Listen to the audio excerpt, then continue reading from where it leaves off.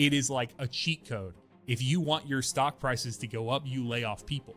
Does the game have to be profitable to continue? I when the news broke, I wasn't shocked that Destiny 2 was ending. I was shocked that there wasn't a Destiny 3. Destiny is done. Destiny 2 at least. Yeah. Like the franchise is truly on pause, and I don't think there is a possibility of like Destiny 2 receiving any more major updates ever again. Like, I think this is the best Destiny sandbox we've ever had. Assuming you're right though, can you imagine having a game with such code that you literally move one icon to another menu and the game itself breaks? Yes. Like the witness breaks. For a game being dead, it's never felt more alive. Mm-hmm. Like, yes. Hello everyone, and welcome back to another conversation with my fellow Destiny 2 content creators. My name is Sax, and today we got the trio back together to discuss everything in regard to Destiny's final live service update, Monument of Triumph. We're also going to dive a bit deeper into the Bungie layoffs and give a peek behind the curtains at what the future holds for all of us, and how we're processing the end of an incredible era that the gaming industry may never be able to replicate. Starting first today is the newest member of YouTube's 100,000 subscribers club, Llama D2. How you doing, man? I'm good, thank you very much, Sex. Appreciate that. Thank you. It's very very well deserved, man. And appreciate that. Isn't it so funny how like it feels like you come to these precipices and it literally is just like a ledge you fall off of. Like, it was, what were you at? You were at like 98, 99K. I mean, it was really close, right? Before the thing. I think I was looking yesterday when I was writing the intro. It was like, what, 110? Like already, yes. Like. Yes, I know. It's we'll talk about it later. And like you were saying at the beginning, before you started recording, but yeah, the past month in terms of Destiny content, despite the end of all things, has been pretty crazy. Yeah. It's almost like when we have really good content in the game, good begets good, right? Like, it's just everything kind of moves along. So, well, let's get into introducing our second, last but certainly not least, the man whose recent Pantheon shenanigans have my daughter in an absolute trance. Toad Smoothie, how you doing, man? I'm good. Thank you for having me. I'm glad I could offer some momentary solace from the burdens of dad. Yeah. So, to give context behind that, the other day I was getting her down for nap time, or I was actually getting her up from a nap. We were just chilling in the bed and I was feeding her, and I was like, you know what? Like, I don't usually watch YouTube on TV, but I was just like scrolling, massive Toad Smoothie thumbnail on my screen. So I click on it. And I'm like, man, she's being good. Like, I was feeding her a bottle. I'm just sitting there watching. I looked down and I had to snap a picture and sent it to Toad, because she's just sitting there locked in, looking like off in the distance. And like, you always hear like newborns, like their eyes aren't even adjusted. So it's probably just because you have so many colors that are just all over the screen. She was seeing it from that distance, but yeah, she can't tell what is happening. It's all pretty. Well, interestingly enough, it seemed like your fire team couldn't tell what was happening either. So okay. Some things never change. Absolutely. So, well, we're going to break that all down today. Let me get some housekeeping out of the way, and then we'll get right into it. As always, thank you guys for hanging out here on the Sax Talks Games channel. Whether you're listening on YouTube, Spotify, or Apple Podcasts, please consider leaving a positive review and subscribing so you don't miss a single episode. And if you would like to directly support the show, you can become a member here on YouTube. Choose from a variety of tiers for added benefits and have your names added to the credits at the end of the show. Boys, with that, let's get into everything. I have a lot of notes. Like, I just threw a bunch of stuff on a doc, and usually I go through and try to like fine tune it and weave it. But honestly, the whole update's kind of just a scatter shot. We kind of just got like blasted with a bunch of content. And so I kind of feel like tonight's going to be a little like that as well. So on Tuesday, June 9th, Bungie released the final major update for Destiny 2 Monument of Triumph. With this update, we received the greatest non-paid expansion update we've ever received. I'm saying it right now. No dollars went into this, and you will have a great time. If you've not played Destiny 2, you should come back and do that. With this update, we received Sparrow Racing League, armor set bonuses, tiered gear upgrades across every raid and dungeon, revitalized patrol zones with newly added distortion rotator that corrupts the destination, or one destination every hour, reprised black armory weapons from arena ops, return of the Brave Arsenal to Onslaught, hundreds of new added pieces of tiered gear, Tier 5 exotic armor, new Guardian aspects, fragments, and grenades, a tunable loot across the entire game, Pantheon's return, bringing vaulted raid encounters, and so much more that I'm likely forgetting. It's just everywhere.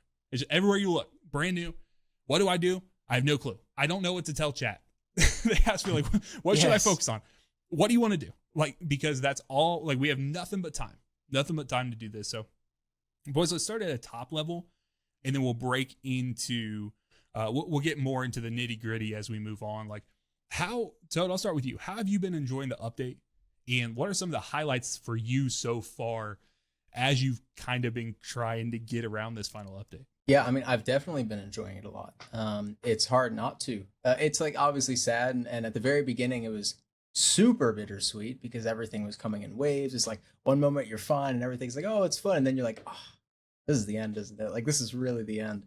But no, it's been great. Like I remember, I think it was the last time we were on here, I had said something. We were talking about this update before it was called Monument of Triumph, and we were like each going down our personal like, what is your ideal case scenario for this update? And I think the only thing that wasn't in there for me was the combined arms, like big team battle crucible game mode. That was like the only thing that I kind of wanted in there that wasn't in there. But otherwise, it's been like shockingly good. I haven't had as much time to play it as I would have liked, just because, you know, when you're in the content creator space and stuff like this happens, as I'm sure you guys can attest to, it's really fun, but also very stressful because you have so much to do and so much to make content on.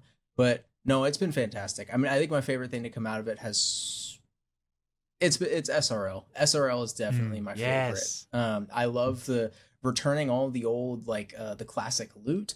I still want to get the shimmer shader because it looks really, really cool. But also Pantheon. I don't think I understood. It surprised me how nice it was to do those encounters again. The Calus group of encounters. So yeah, it's been great. Nothing but good vibes. Minus, you know, the elephant in the room of the game is ending over on my side of things. So yeah, nothing but good things to say about this update, really. Yeah, I was hoping you guys would have some opinions on SRL. I've played a total of 3 matches. I got a God Roll, Snipe Hunt, Arc Auto Rifle, and I got a God Roll Solar Rocket Pulse, the shiny Rocket Pulse, and I'm like, I think I'm good. Like I love done. it. Like it's super fun. I enjoyed how they did that. I don't even remember. Did they have all the gates and stuff in D1 like that you had to hit for the boosters and stuff? Yeah. Yes. It just feels so much better, like at full unlocked frame rate, you know, than 30 frames. Yeah. And on a skimmer too. When you do it on a skimmer, it's Holy really cow, cool. It's really, really cool. I just felt like it was, is. I don't know. It feels great. And then, the heavy metal side of things, I was wondering if you had dove into that at all. Cause I know they made some updates to the heavy metal side of things. Like I did actually. I played like what your vehicles 3 games of it. And it was heavy metal. Yeah. I don't really have anything else to say about it. Yeah. It's that's a kinda nice where I got it. addition, but you know, it's cool. Yeah. So I was wondering, but I remembered you saying, because I'm not a big fan of like vehicular combat in video games, just to a fault. That's a me thing. I'm not saying it's a bad thing. You're just lame, is what I'm hearing. Honestly, when I'm doing the tanks in Insurrection, like I am not going to be the one to hop in there. Like, let me do anything else. I'll debuff. I'll do whatever I need to, but don't put me in that tank because I'm probably I just gonna hate my time. So, Llama, did you ever play Transformers: Fall of Cybertron, like the Cybertron series of games? No, I didn't. But you know what? I've seen like all the cutscenes from those games, and I wished I could play them because it ties back to my parents being very strict with games when I was younger. I was just not. It wasn't something that was realistic for me, unfortunately. When you said you know what, I thought sex. Yeah. When you said you know what, I thought you were gonna say that's actually the direction you're gonna pivot your channel. Was from No. I think at Destiny's lowest point, I'd be shooting myself in the foot if I tried to go back to those. I love them, but active they are not. Oh my gosh, that's funny. So they were very cool. Llama, how about you? Like what I know you've touched like everything. You've probably been the most in this update out of the 3 of us. Yeah. What are the top level things? Like what are you enjoying? What's the highlight so far? Like when you're thinking about it? It's just like playing the game, just I don't know, doing what I normally do, but just I mean, I guess it really is just doing what I normally do. I mean, taking it back to like launch day, my biggest priority was Pantheon. That's all I cared about, and like my team and I, we played Pantheon for 10 hours straight. It must have been. We went through all of them. We completed them both. We even went and did like the cutthroat versions of both, if I remember correctly, or like the majority of one, just because we wanted to, squeeze as much of the challenge out of it as we could. And it was awesome. It was amazing. Like I need to go back and save my VOD, but actually just playing all of those old encounters again, it was so awesome. Especially Crown of Sorrow, that was my favorite with Galran. Absolutely. That was awesome. And obviously, because we were sort of somewhat preparing for the community raid race as well that happened on the Saturday, which we can talk about later. That was a really good time. You know, as that was the last time we kind of felt the day one butterflies, as it were. And but after that, I just kind of focused on smaller things like the story, like unlocking the cutscene, getting everything I needed to get to that point, doing all the various like character interactions, like with Lodi all over the solar system, things like that. And then after that, I just focus on farming, you know, focus on what I like doing. I like to min-max things. You know, today I was making the most of the last of the Insurrection Prime cheese. I was farming the hell out of that, trying to get my perfect like Vault of Glass armor, you know, trying to get all my builds neat and tidy now that we have access to tier 5 exotics and so on. It's just, yeah, I'm you know, having as much fun as I can while the game is still popping, which it is. Still is. Yeah. So. Yeah, it was amazing. I try my best to stay away from the player count conversations, but it was very hard to ignore like what was happening. And I haven't been looking. I don't know where it has sat. You know, now we're about a month out from the update, but I don't even think the final shape held on this long. Like you know, to the amount of people who were interested in the game and in holding on to it. So it is incredible. What? Well, because day one it peaked at like 165 on Steam, and then every day for like a week after that it was 100K or more, like almost at all times, I think. Yeah. Which is just crazy. Like I'm just like you. I don't really pay attention to the player numbers, but I mean when the D2 community crashes the website used to look at the player counts, it's kind of hard to ignore. Everyone's eyes were on that, you know. Yeah, and not only that, but I think that everyone's eyes outside of the Destiny community were on it as well, right? Like just you're hearing like Rebecca something, I cannot remember her name, but the Warframe director, like she was Ford, yeah. So she was throwing her, you know, her hat in her opinion out there on like, you know, that this is not something that is, you know, a cheerful day for anyone in the gaming industry, right? Like this is something that, you know, Destiny has been a foundational point, or I've talked a lot on this podcast about like Destiny never having a frame of reference or something like driving it forward, right? A direct competitor, so to speak. But even though that's not the case, it seems like there's been a lot of games that have been affected by like, oh, this is what they're doing. This is how they're pushing the bar forward. Like, okay, this is how players would react to that. And I think there's a lot of people that would say like, you know, it's a sad day when you're losing this like, you know, tentpole, this like pillar of the live service gaming, just gaming in general, and what is happening to Bungie. But I do want to talk about that a little later. Is there anywhere, I guess, actually, let me say my highlight has been kind of going off what you're saying, Llama. It's just been fun to play with people again, like play with old clanmates and people who have not logged on to the game, seeing clan chats and seeing clan lists completely filled up, you know, being able to hop in with people who left, you know, in the middle of Lightfall. They're like, you know what, I don't even it's like I don't even care, like that how the story was flubbed in Lightfall. They're like, I don't even care how it ends in the final shape, or the relationship that people have had over the years with Destiny, because if you are really, really in, it can be all consuming, right? Like just what you're doing, you never want to miss anything, the nature of how the game has rolled out. And so seeing those people come back who either they said they would never come back, or maybe they didn't, they left it kind of in this etheric state, and you're like, I don't know if they'll come back, and then they do, and you're teaching them Root of Nightmares for the first time or whatever. And I'm like, you used to be the guy or gal that, you know, was teaching everyone else, and now you're getting to experience this stuff. And it's just special. It's very special with that. And I think there's a lot of things to break down. So let's start first we'll start with what was probably the most enticing for a lot of people, why they wanted to come back. We'll talk about the end game being revitalized. Okay, so we had raid and dungeon loot refreshed across the entire game. So we knew this. This was the earliest piece of news we knew. Like we knew this way back before we even knew it was Monument of Triumph. But the way they did this was so much more elegant than I thought it could have been. Like it has rolled out in a really, really good state. And so top level, basically, there's 2 raids. There's 3 dungeons technically on a rotator or that are always featured right now, but that's because duality's broken. So 2 raids and dungeons that should be featured every week. If you go run them, you'll get tier 5 drops. Just on normal mode, you can get tier 5 drops at any time by going to play master difficulty. For raids, once you get all the red borders, you only get armor, which is amazing because that's what most people are focusing on. Right? I didn't know that. Really? Yeah. Oh, that's sick.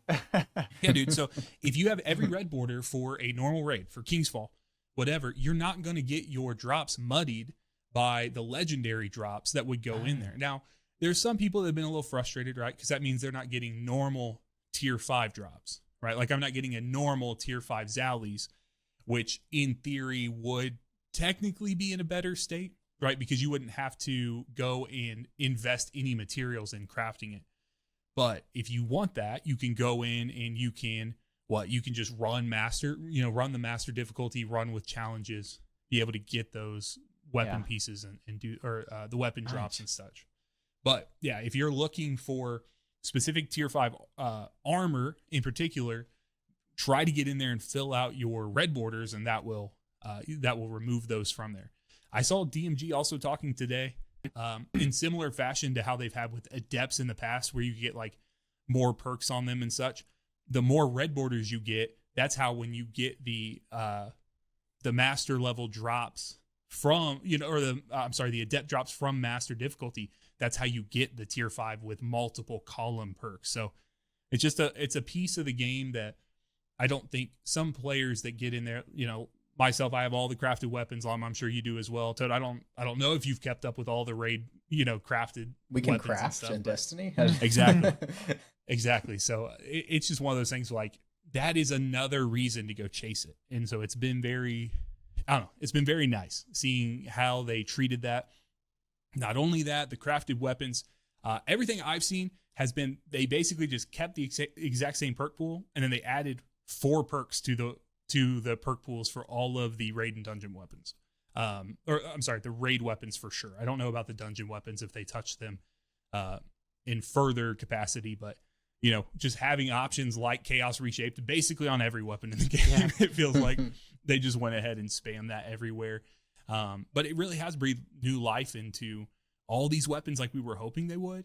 And some of these armor set bonuses are insane that come from these. Llama, I just got done watching your hunter guide, so I know where one of your favorite ones, but maybe for anyone who's listening who's not aware, like what are some of the top armor set bonuses that they should be looking for, like from these legacy raid and dungeons? Well, the King's Fall armor is very good.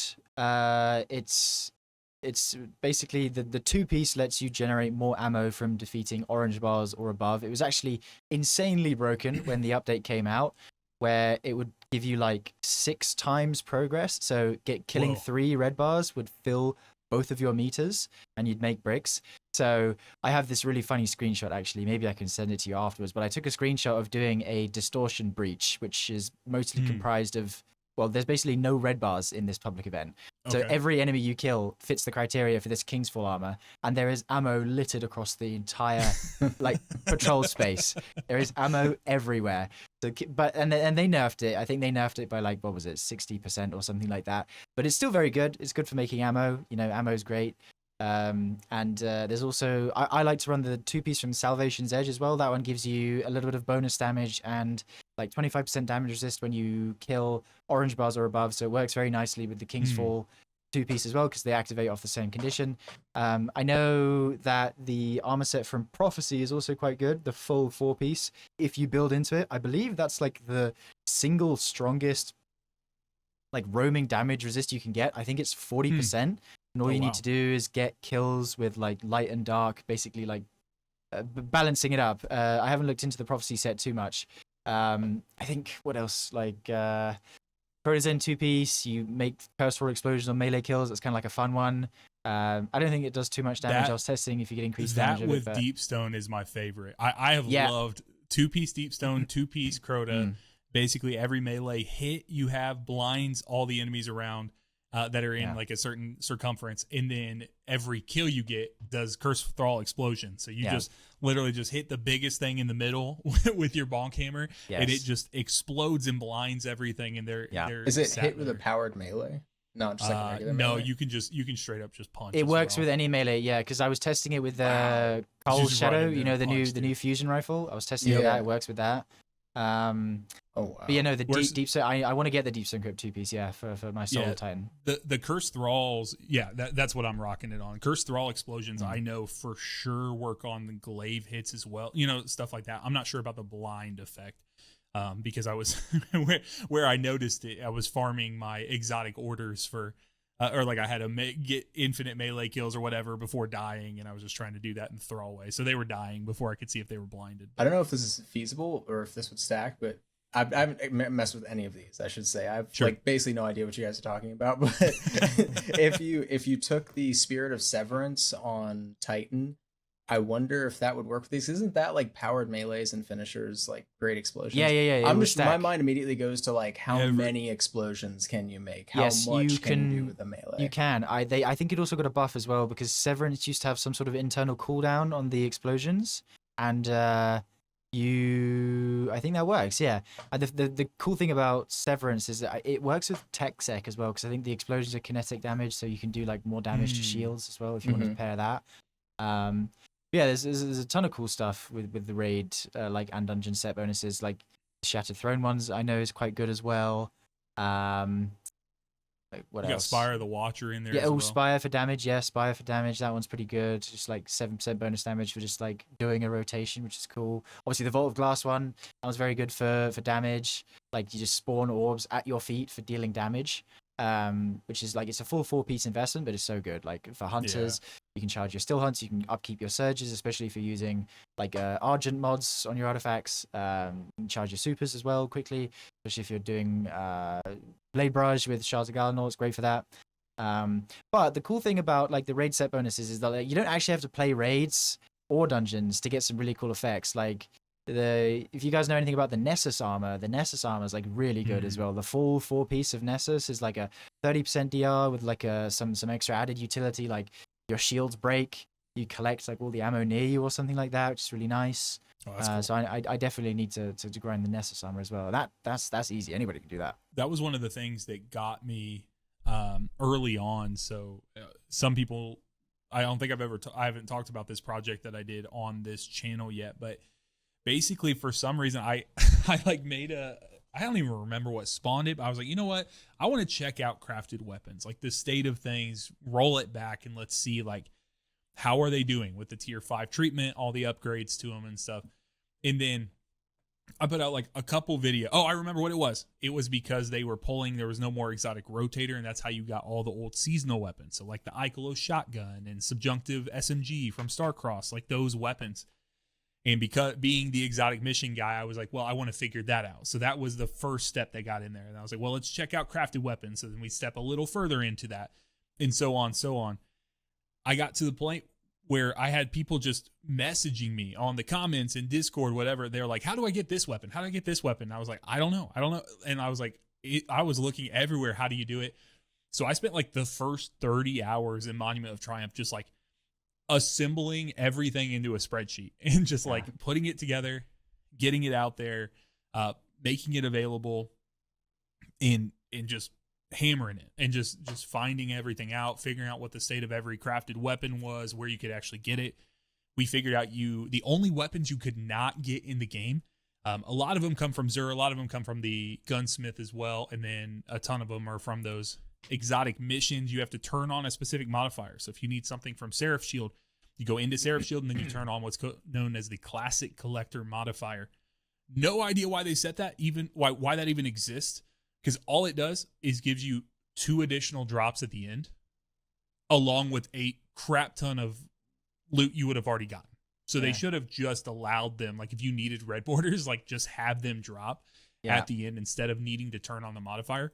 I'm sure there's some sort of thought. Like I thought it was going to take away every loot drop, like from the thing, and turn them into the old thing. And that would have been the best thing, right? Like you go through the middle of Encore and you have these extra chests and you could get the old Episode Echoes gear That's not how that works. Like that stuff still just drops the normal stuff or whatever it was going to. It's just when you complete the mission, you get, if you need any red borders, you get 2 red borders. Guaranteed every time. Just how it works until you don't need them anymore. And then you're just not going to get them. And so it's. Is there any weekly limit or can you just do it as many times as you Nope. want? Spam them. You can get all of them. You're going to guarantee they're on a knockout system. And so you just run through there, do them. I've not seen any evidence that suggests you need to do it on lower or higher difficulty. So just, run it higher if you want better tier 5 drops alongside them. They don't drop tiered, obviously, but they do drop with red borders. So we got all the way through that. And then finally it was like, let's just figure out where everything comes from. So the only weapons, the only things that are craftable in the game that were not available when Monument of Triumph came out were the 3 Season of Opulence swords. So like Gold Tusk, Throne Cleaver, and Death's Razor. And then the Imperial Decree shotgun. If you guys remember, those came out with Season of Defiance. I was going to say, I thought those came back recently. They were like rare drops that came from there. And then for some reason, they didn't add those to the Avalon loot pool. So like everything else from that season was in Avalon. Those weren't. Couldn't get them. And so I put a tweet out. There were other people putting tweets out and stuff, but we were able to elevate it, thankfully, and then they snuck it in this last hot fix, and they put them into Xur's inventory. So they had missed them or whatever. So it felt good. Did my little good karma. I saw that. I was like, let's just put it out there, and they fixed it. So I was pretty excited about that. Aside from that, I mean, there are some really, really impressive crafted options, some rework stuff I've gone through. I've always been a fan of the Ron synergies, with the harmonic resonance across them, using those inside of Ghosts of the Deep. I think it's a great option. And so Briar's Contempt with Chaos Reshaped on there now is like, it's very nice. Like being able to run around that dungeon, it's so chaotic. You're in combat like so much with it, especially if you're doing solo stuff. Like give it a shot. Like if you haven't or you've not tried that out, you should definitely give it a shot. But yeah, aside from that, we have all that gear, and then we also have this extra in-game loot that's coming from the Pantheon side of things, right?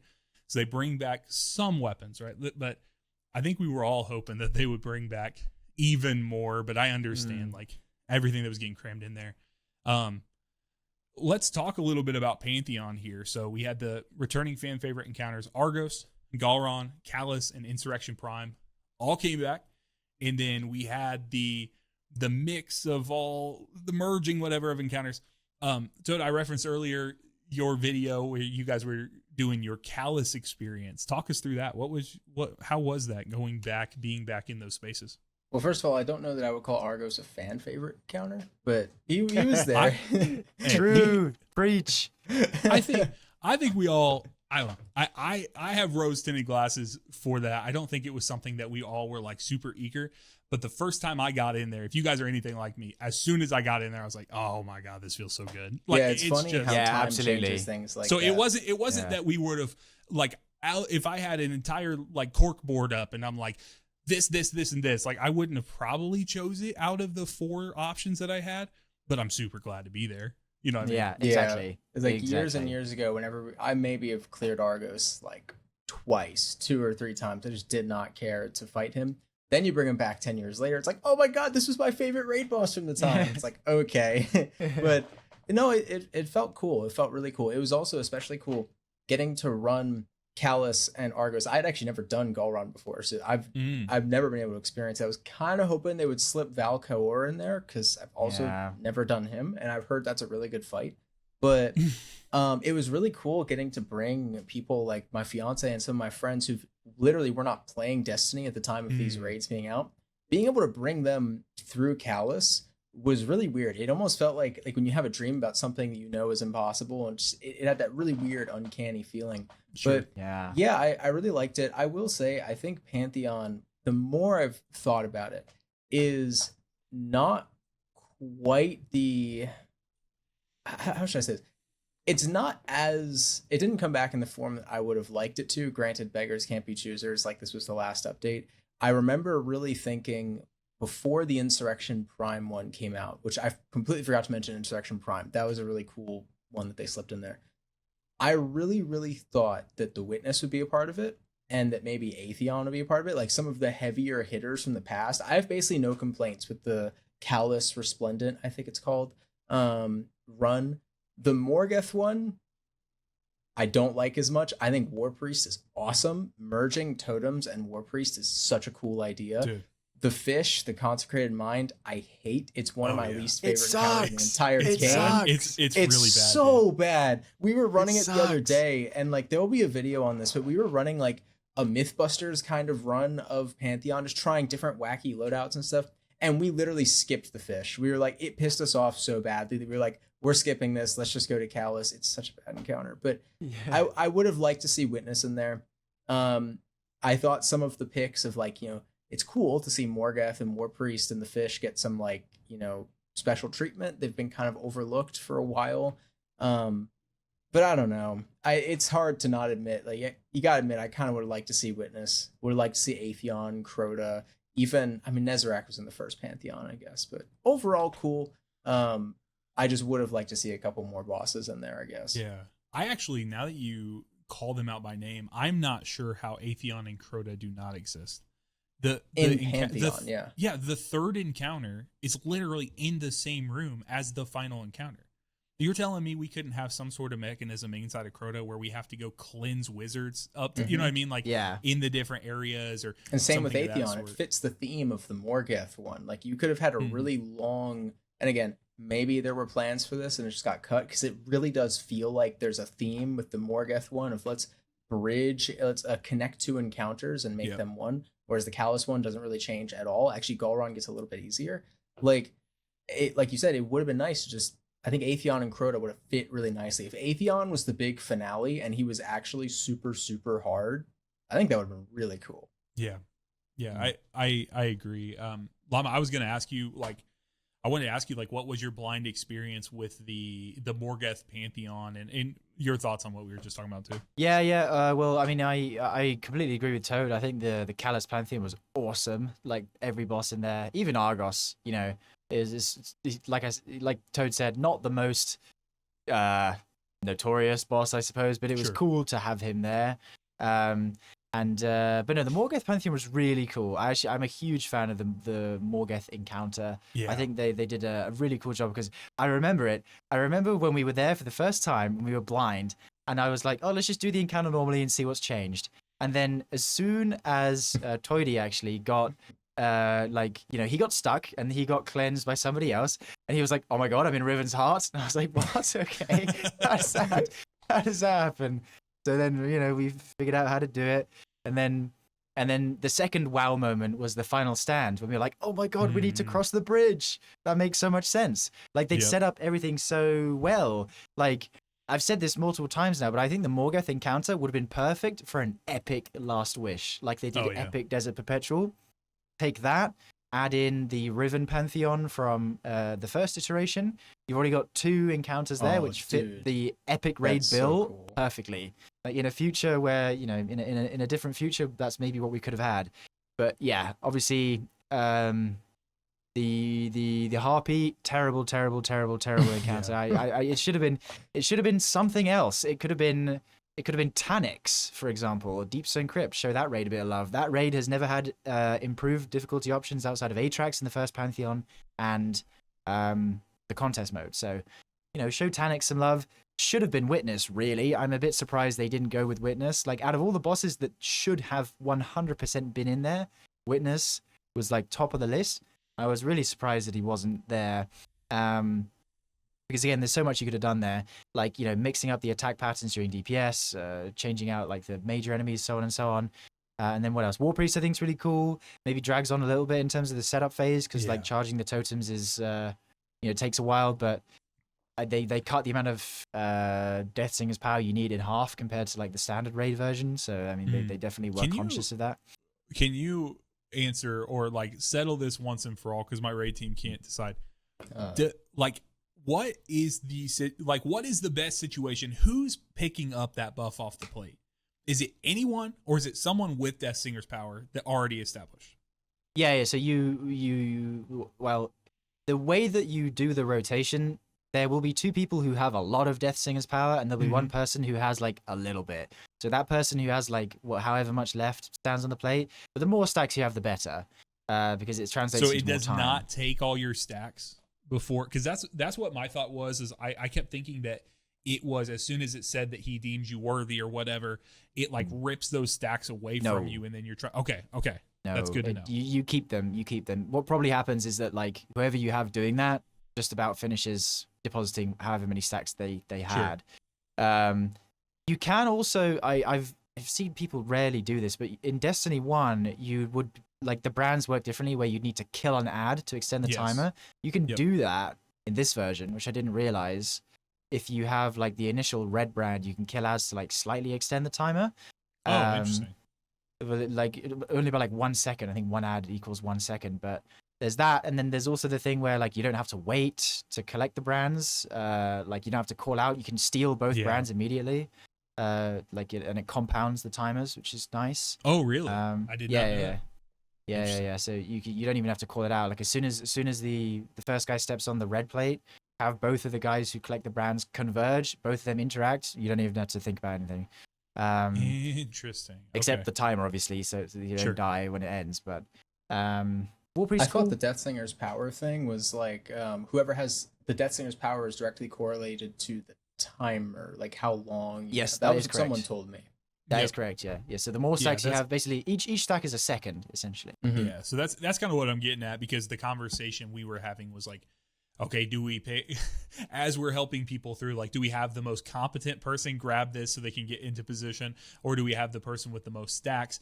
But then that person might not actually know because they get very frazzled by the fact that they're now picking up something that they weren't anticipating and they can't give us good comms or like, it's just like, so we weren't getting clear things. I think our issue is what you said earlier, Llama, was like where we had like static people in the rotation, because basically you're killing the same enemies. That setup phase is essentially the exact same every single time, right? Like the enemies spawn the same places. So you're going to almost get the exact same amount of kills, have the same Death Singer's power. Very likely you're going to have the same individuals who were always the ones with those stacks. So I guess it would behoove you to figure out what that is for your team if you're struggling, and shift those to the people that you want to have in those roles. Like you could move them around, but there's a lot of consideration there. And guess what? We have forever to optimize these. Yes, absolutely. It's funny you mentioned, actually, I think recently it's been discovered that there is a faster way to do the Harpy encounter. I think it's to do with if you manage to link all of the tethers around the map with area denial frames instead of killing the angelics, it spawns, I think, one hobgoblin at each relay immediately after the hydras are dead, something like that. There is so you get 20 motes instantly, basically. There's a way of doing that, which will speed it up. I might actually make a video on it, because I'm quite you should, man. curious to that's pretty cool to commit to that. But I just heard rumblings about it. It's not exactly mainstream yet. It's just like people who've been like running it and stress testing. I usually hate any kind of weird manipulation with those tether boxes, just because they're already kind of weird. There's been plenty of times where I've made the full connection with an individual, because usually I'm the one going around the exterior and linking up with people, getting them good to go and such. I'll hear the sound, right? And I'm just like, I'm kind of doing that auditory thing where I got a million things in my mind, like how can I get to the next person as fast as possible? And we look and they're like, oh, I have shields and I can't do anything about it. I'm like, oh, hold on, do you not have? And they're like, no, we didn't get it. I'm like, you didn't say anything. I'm halfway to the net, whatever. Is what it is. So would you guys have preferred if the fish was what's it called, the sanctified mind instead of the consecrated mind? Yeah, because I mean, they could have maybe combined mechanics from somewhere else in the raid. Yeah, if that's the theme they were going for. Yeah, they have the teleporters. I mean, you have teleporters, take them wherever.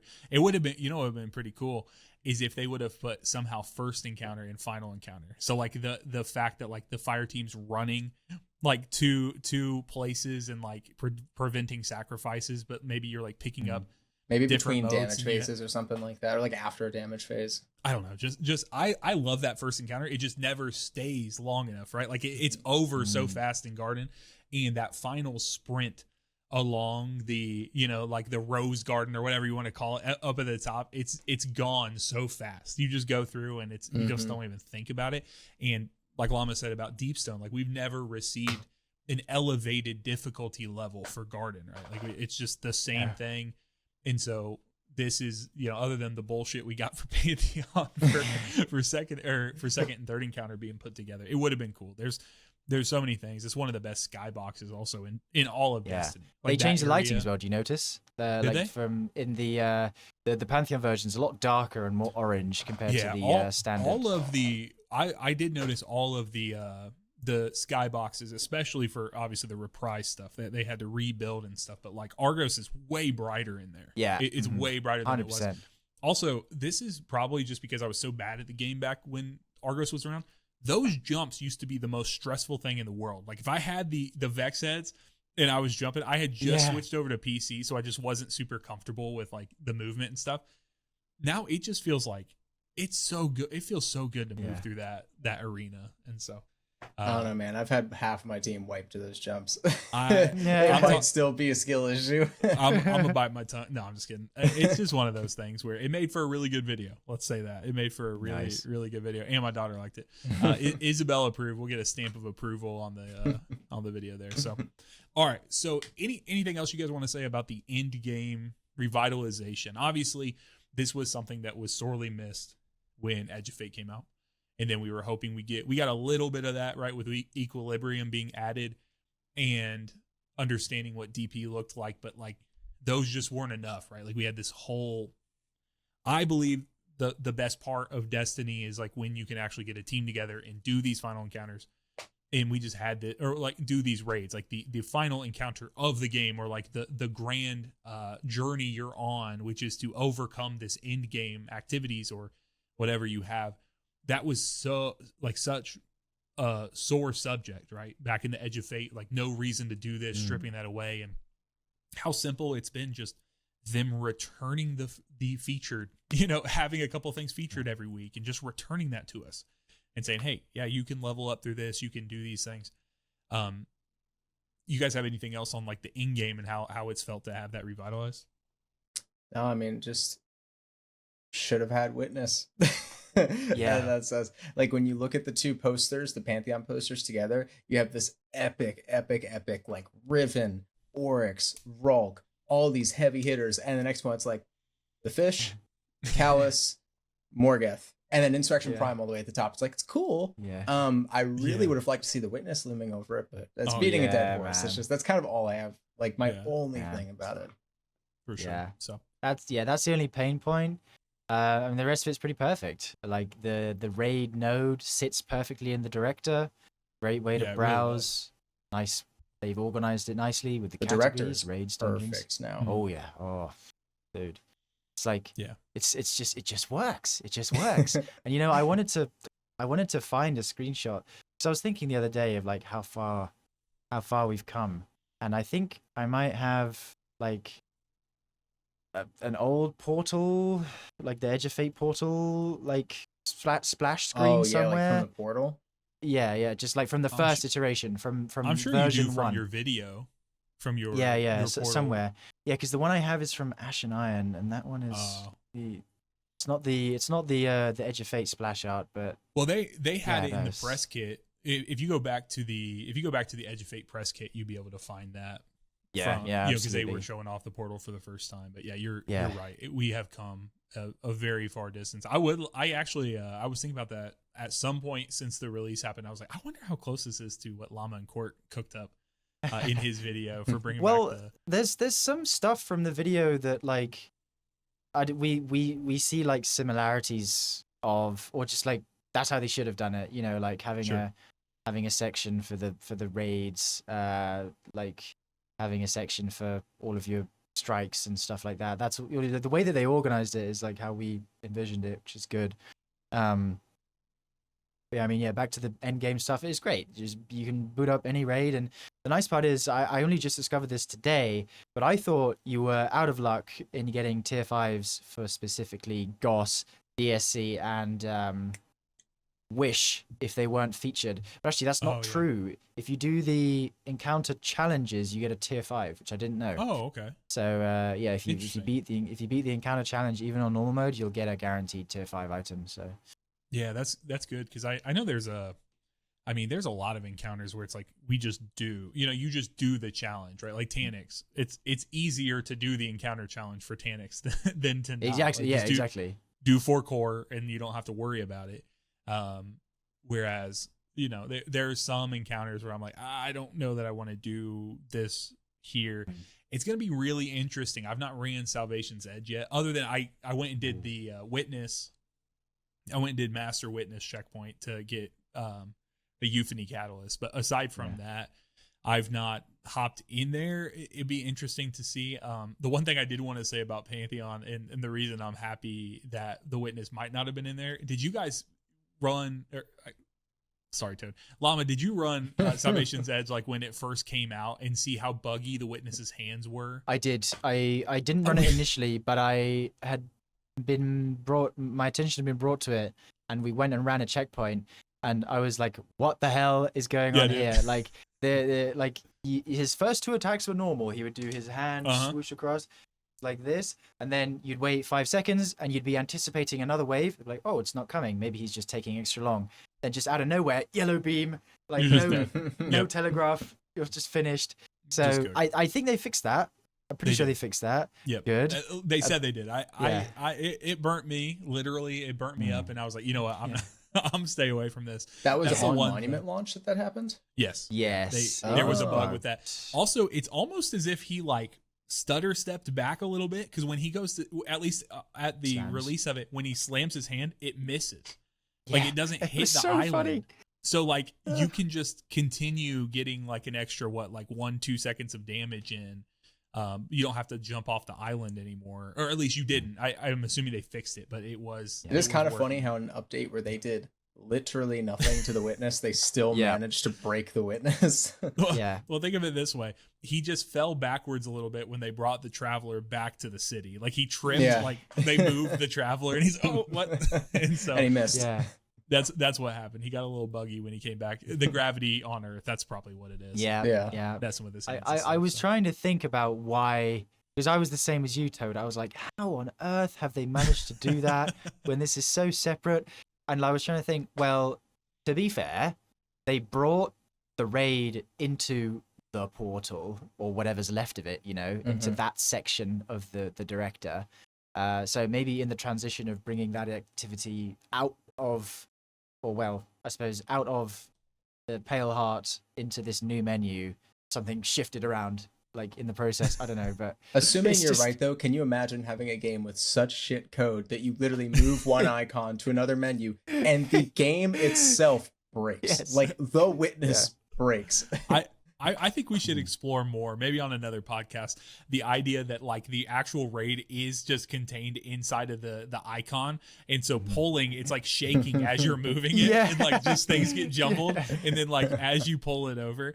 This is completely un-Destiny related, but I guess there was a game recently that came out, kind of like an indie puzzle game, where you're going through and you're actually like moving through stages of the development of the game. So you're like a pre-pro phase where you're like on a cork board or a whiteboard and you're jumping around, moving around and stuff, and then like you'll be in like a pre-rendered phase where it's like 2D animation, and so it's like all these different things, but like you physically move pieces of the game. Like you grab a gear icon or something from the settings icon and use that for a puzzle, right? Like everything's physical. So that's why that popped in my head, where that's cool. It's like, if you grab the icon from Salvation's Edge and you put it in the portal, be careful. It's fragile. Like, it might shake things up. And it's a little snow globe.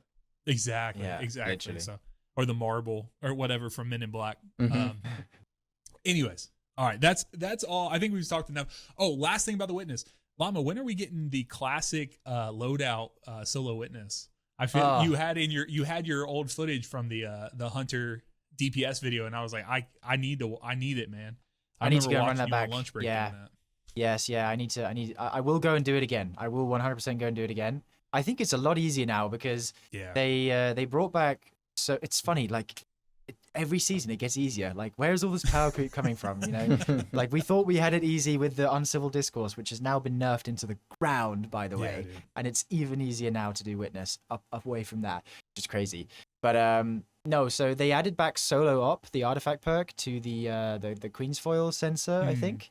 And it used to be a 15% buff to everything about your kit, abilities, supers, weapons, everything, when you were solo. But now, it obviously is when you're solo, but it's a 30% buff at max stacks to only your weapons.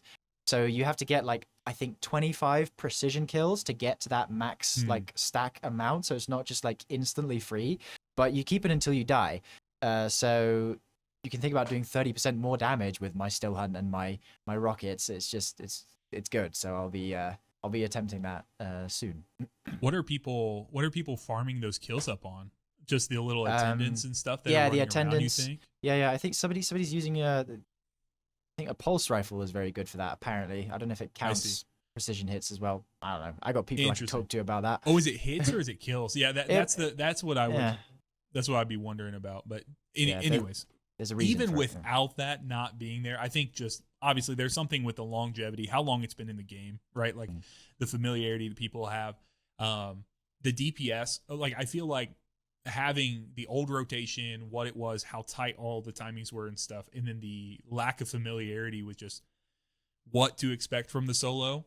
I feel like we broke down a barrier with the uncivil of it all, right? Like getting in there with uncivil discourse. Like it was so much more approachable to actually deal the damage that people were willing to stay in the mine, so to speak, and get through the hard part, which is actually setting up and getting to DPS. And then you understand and get the flow and the pattern of it. I'm not saying DPS isn't hard. I'm just saying that it's a little more predictable than the other side is. So, I'm looking forward to that. I was wondering if you had thought about possibly going back. I'll do it again. So I'll do it again. Sounds good. So, hey guys, if you're enjoying the show, would you consider directly supporting today by becoming a member on YouTube?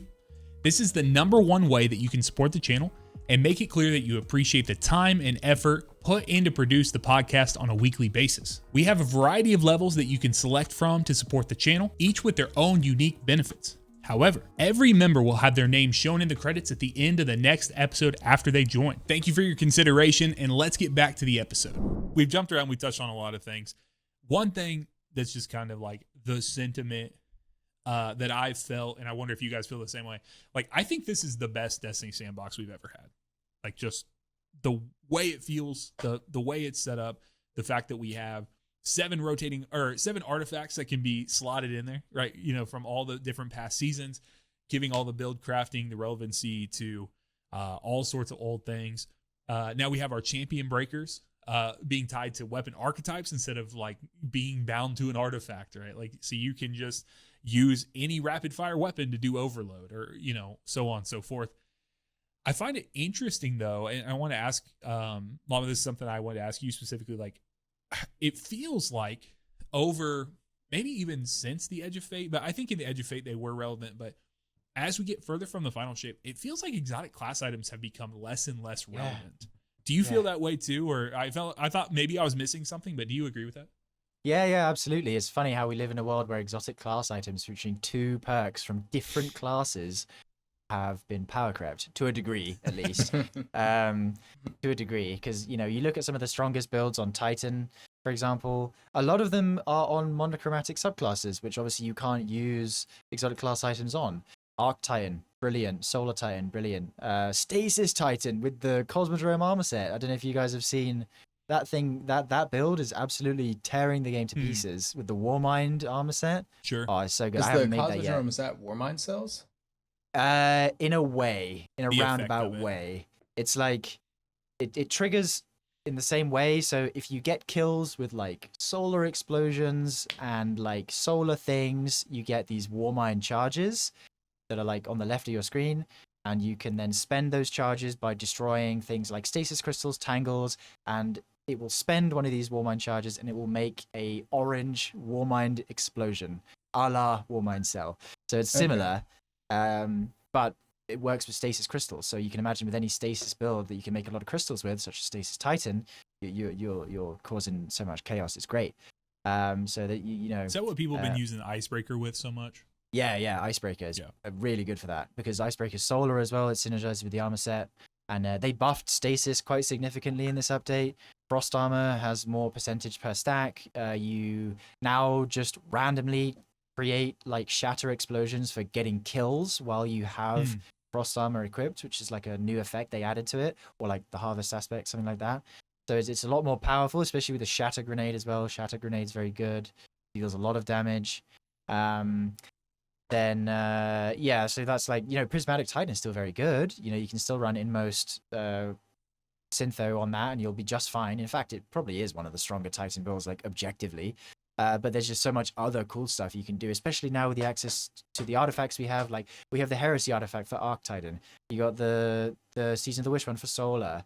You've got the Revenant one for Stasis. So you've got so much to like mix and match around.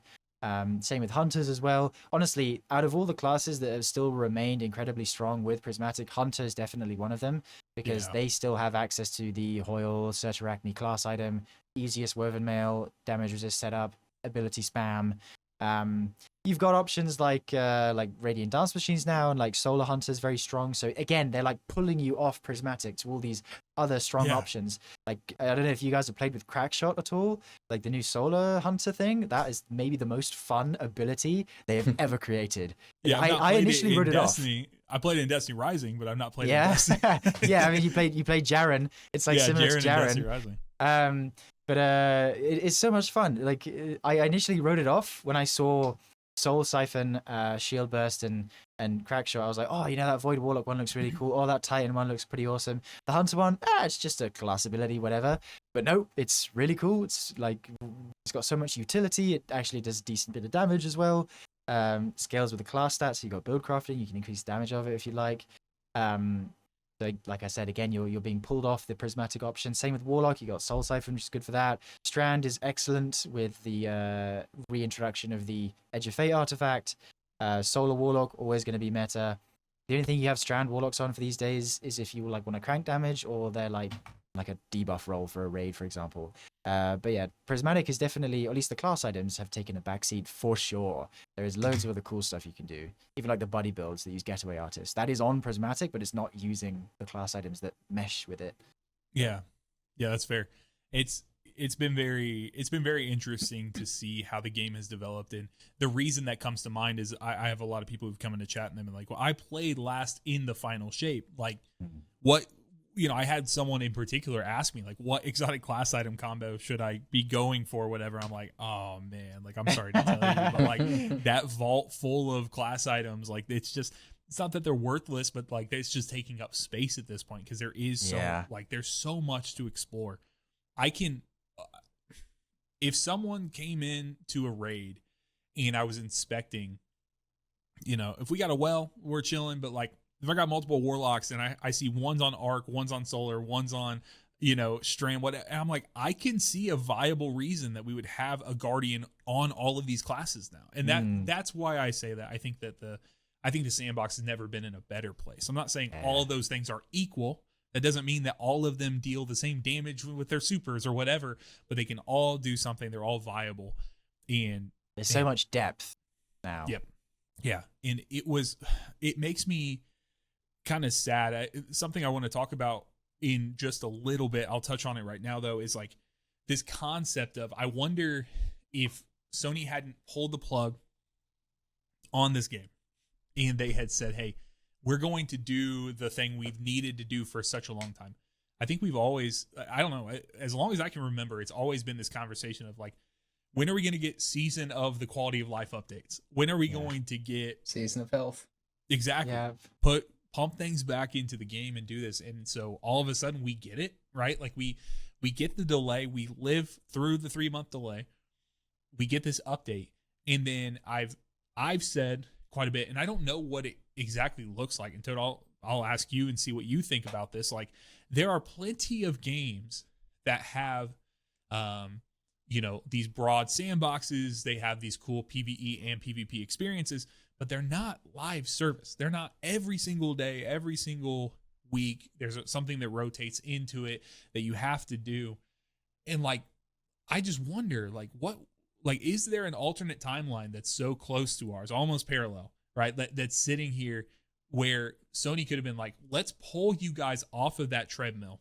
Let's get a smaller team, keep the team, but keep a smaller team that's going to enact these things, right? Like, okay, we are going to quit these event activities. So no more Festival of the Lost and Dawning. They're going to still do what they did, but they're going to allow, the majority of the team to just begin working on whatever that next expansion, cooking on that. So they don't have to keep pushing these delays back and back and back, right? It's almost like they have to allocate so many people to the live game that they have a smaller team. And I don't think this is actually how it played out, but like it feels like they have a smaller team or a less focused team on the next expansion until they delay it, right? They're like, okay, well, now we're to the end of it. So now we got to disappoint the player base, delay things. And then we get into, and then once everyone had such like an isolated or a focused approach to the final shape, the Witch Queen, this expansion, right? Like when Bungie was focused, dude, they cooked, man. They would cook every time. So they did. So what do you think about this idea? Is like, I don't know. I guess it feels a bit pointless to talk about it, but I still think it's worth doing like a debriefing of like, if they would have taken Destiny to a non-live service route, right? Like could have expansions, but not these things. Like, how do you feel about that? Well, so yeah, two thoughts. Like, first of all, I've maintained since Monument came out and it was as good as it was, that I'm very surprised that Sony did not, I've been watching a lot of Paul Tassi lately, and the word he keeps kind of using is unprecedented. Like, there's really no other example.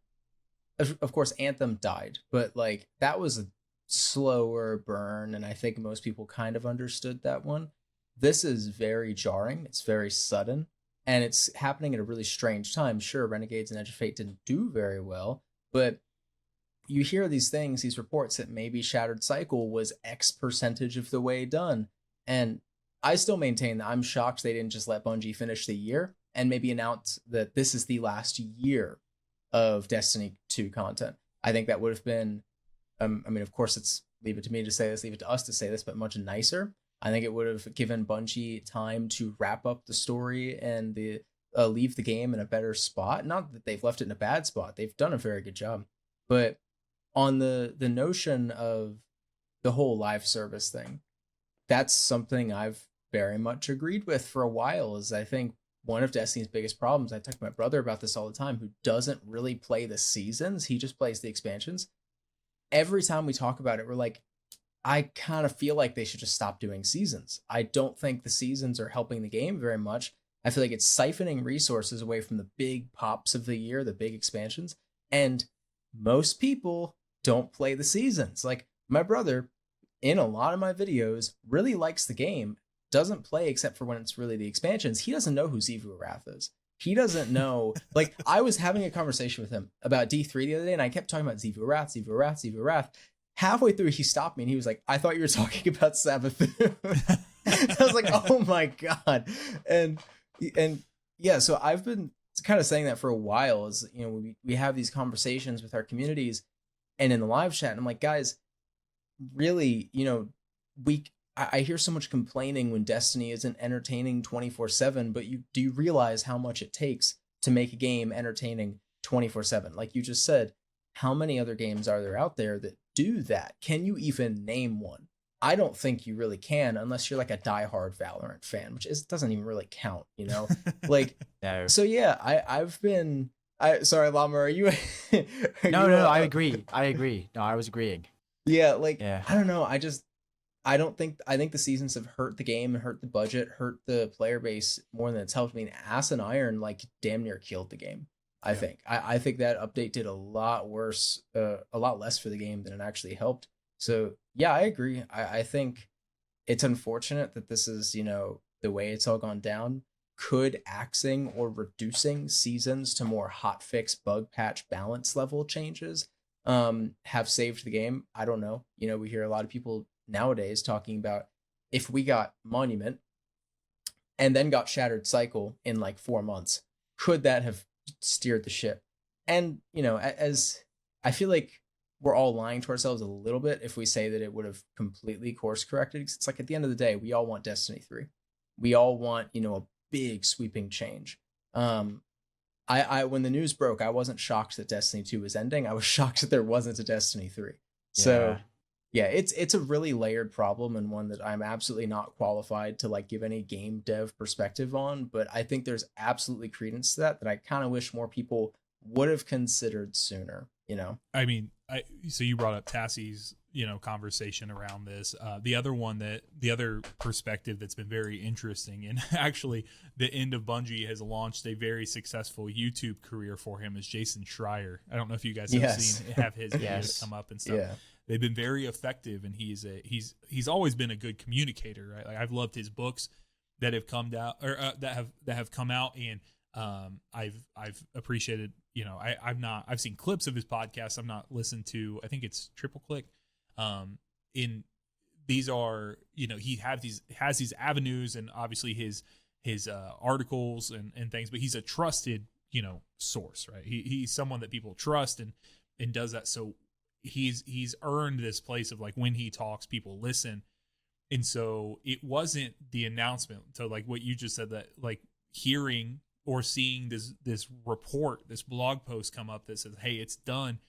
It was the follow-up tweet of the article from Jason Schreier saying there's nothing greenlit. That was the same day as well.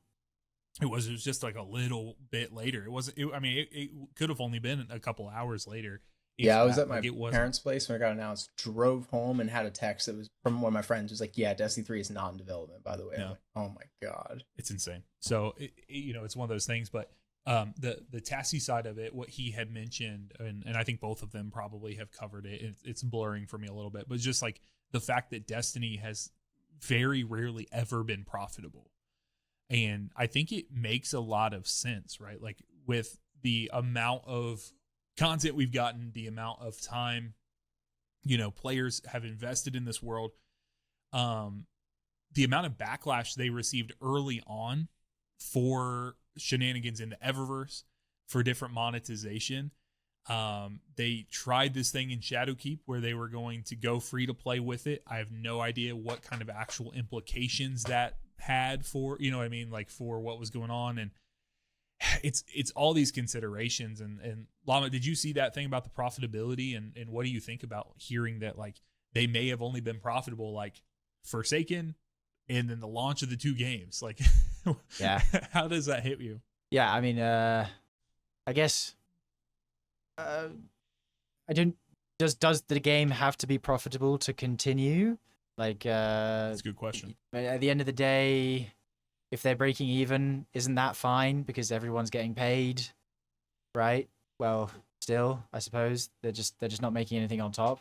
I don't know. It's something I feel like I'm hugely, like, unqualified to really make a comment on. Well, yeah. But it obviously was surprising. I'm thinking, like, the successes of the Final Shape and Witch Queen and stuff like that. But I suppose it could also point to where they allocate the money they actually make.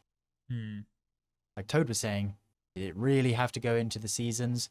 Did it really have to go into these incubation projects?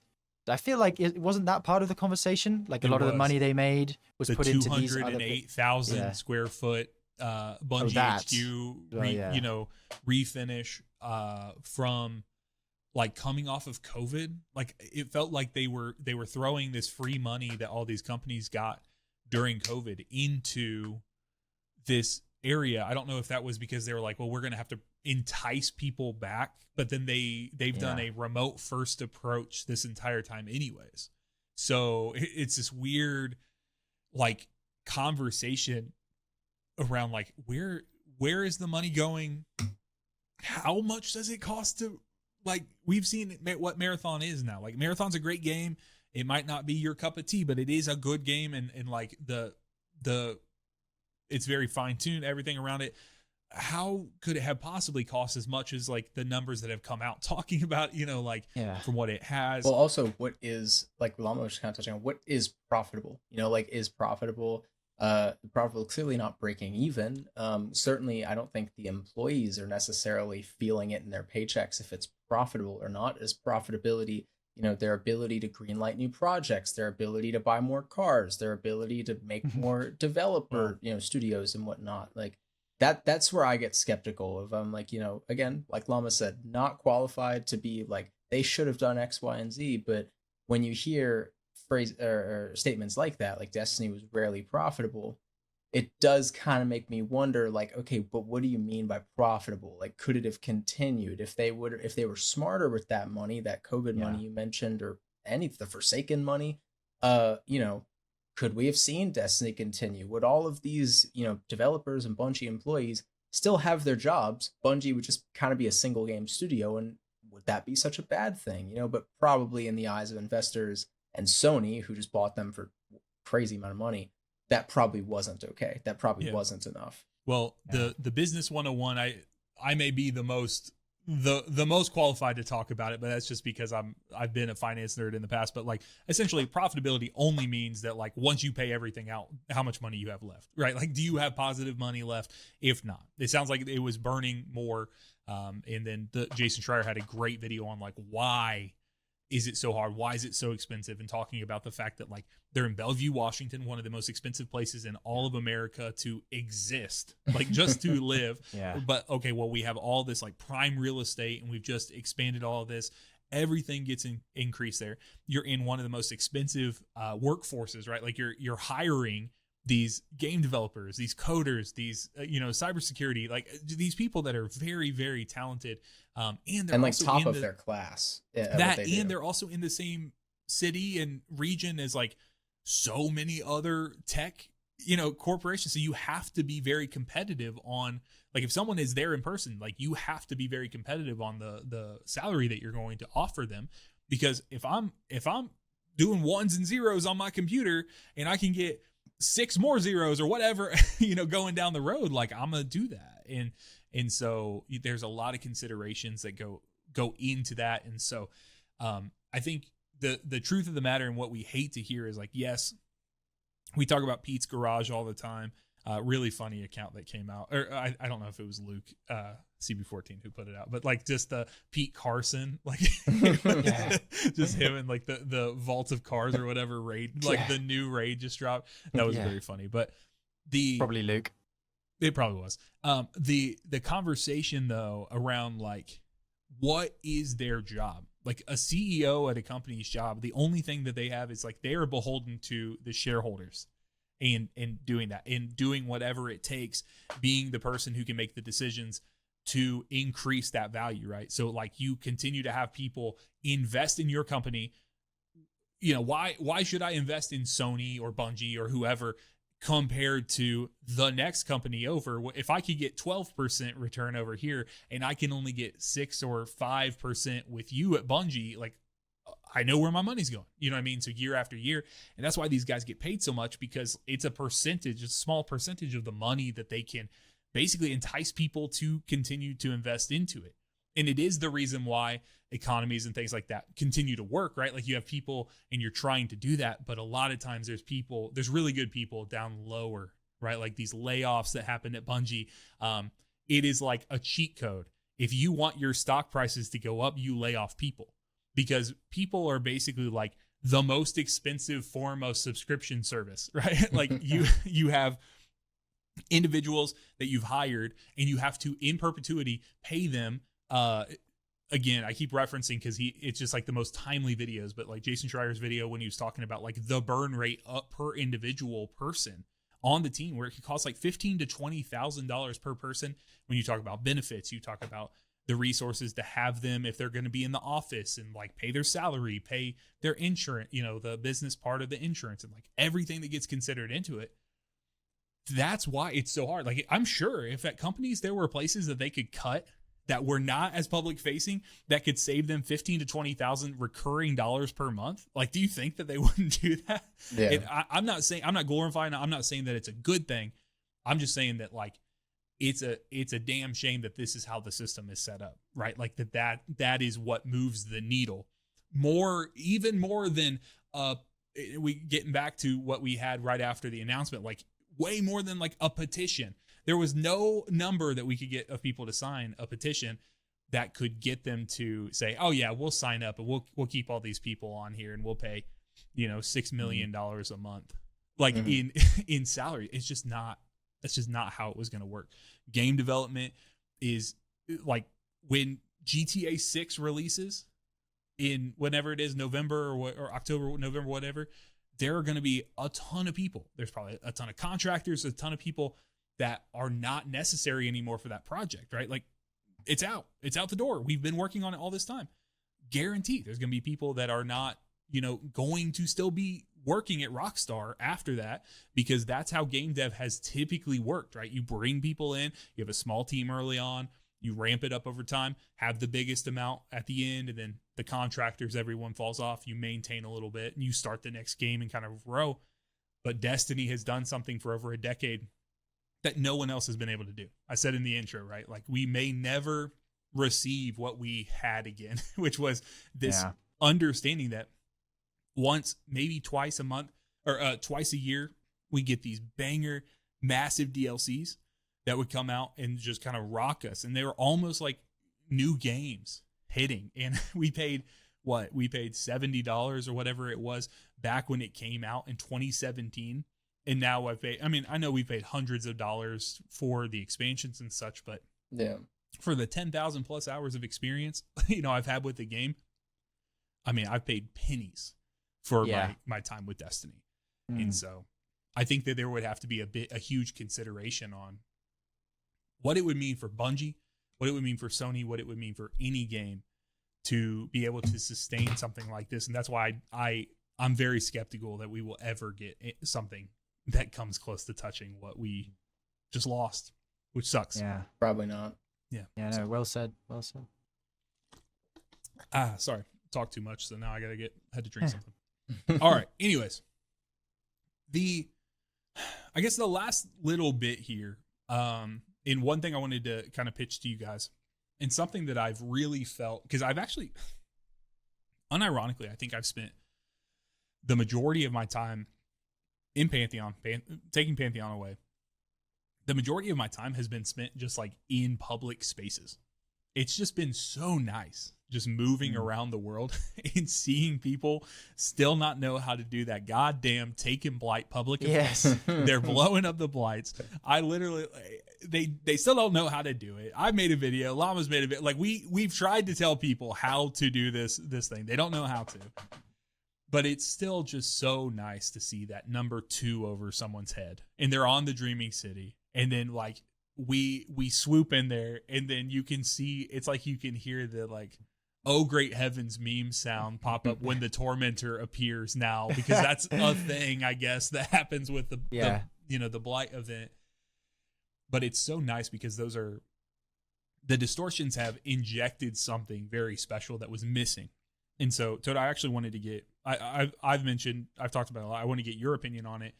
Like, what do you think the impact was of us we chained 3 major releases together that had no public playable spaces, right? Like open spaces. You feel the world. You feel that you're a part of a community, right? We had Final Shape with the Pale Heart. You could load in with 2 other people later on, right? Like, but you needed to get in there. We weren't really exploring until you got done with the campaign, and you can still run around. It's beautiful, but it's empty, right? Because you're John Guardian in this. Like, it's supposed to be your story, and I understand. But then we turn around with the Edge of Fate. We had Kepler. Basically, you run in there. You're choosing. They've segmented it because of all these like world tiers, and you go in again. You can load in with people, but it's not the same, right?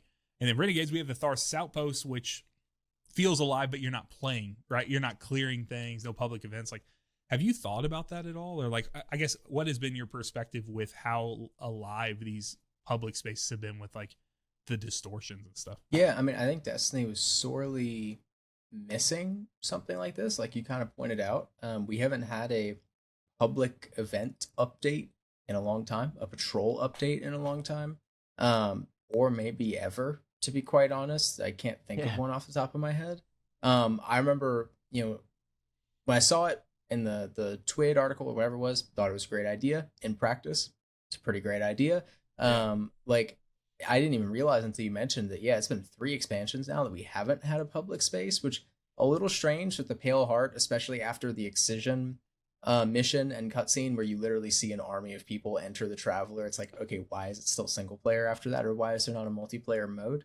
But no, I think it's really cool. One of the big, not necessarily pain points for me with Destiny 2, but my wishes for Destiny 3 or seeing Destiny continue in the future was kind of this, like seeing more life brought to the patrol spaces, because when you think about the fantasy of Destiny, it's going out into these worlds, meeting people, sometimes going in with people that you know and your friends, but like running into people in these worlds that are existing with or without you.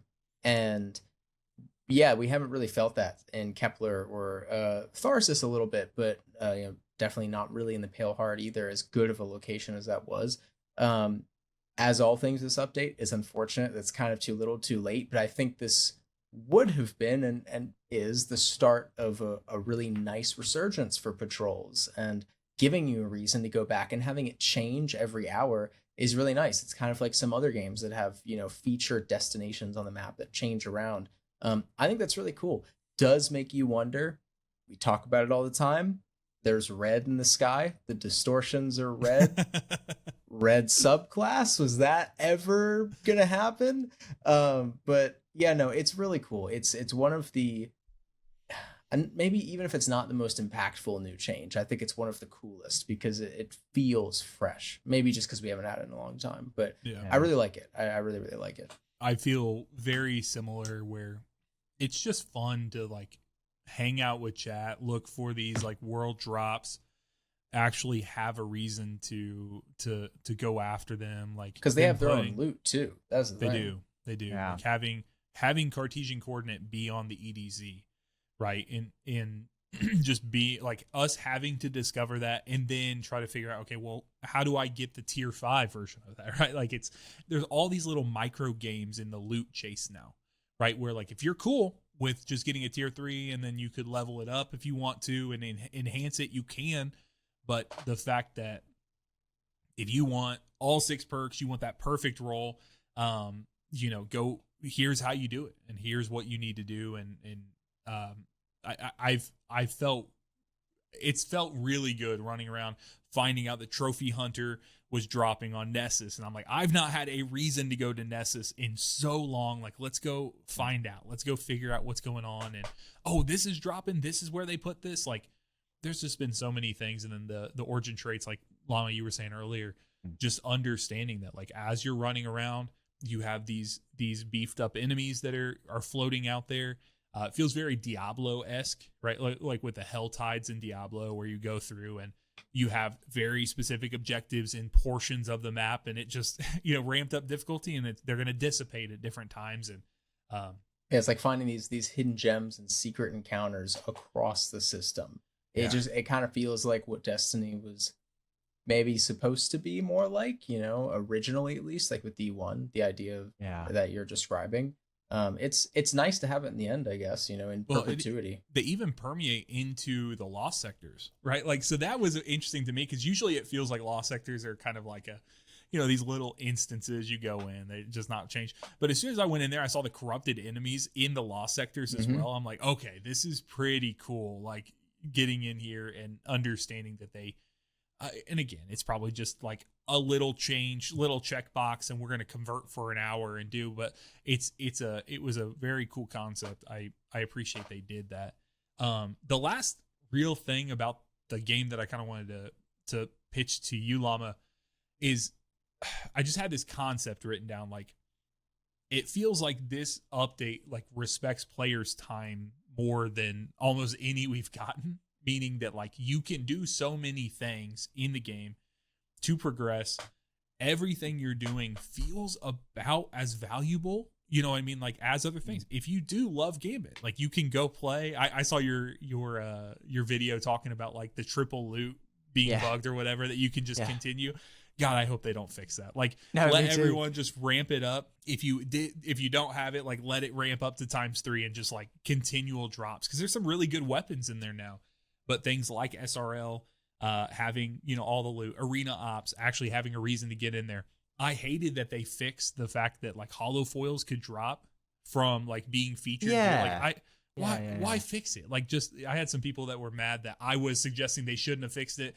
I was like, dude, they just let that be the one thing, right? Like where you have guaranteed drops. If you go run freaking, whatever, Season of Plunders, Catch Crash, like we're getting hollow foil ringing nails today or kindled orchids or whatever. Like, how many people will show up and actually play that activity? Yeah. Like, that's what they're doing. But even with that, it just feels like we're very respected across the board. Legendary marks, like how abundant they are, all these things. Like, how have you felt?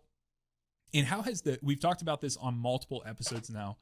And I feel like you're the most connected with your community because you're streaming so often. Like, how have you felt and how has the sentiment for your community been with this update? Yeah, it's just been really nice to hear basically stories from everybody coming in saying that they did XYZ and they got something out of it. Like, oh, I got a trophy hunter from Nessus. That's really cool. Or like, I went and did this public event and I got this cool roll of the stasis healing auto rifle, for example.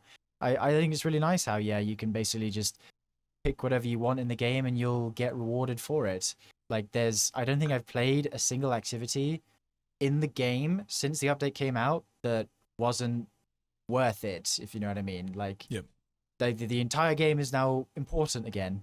You can play whatever you like and you'll get something out of it. Tiered, it could be like a gun that isn't amazing, but at least it's something. And it has a new perk. It has like an updated, at least 1 or 2 updated perks on it.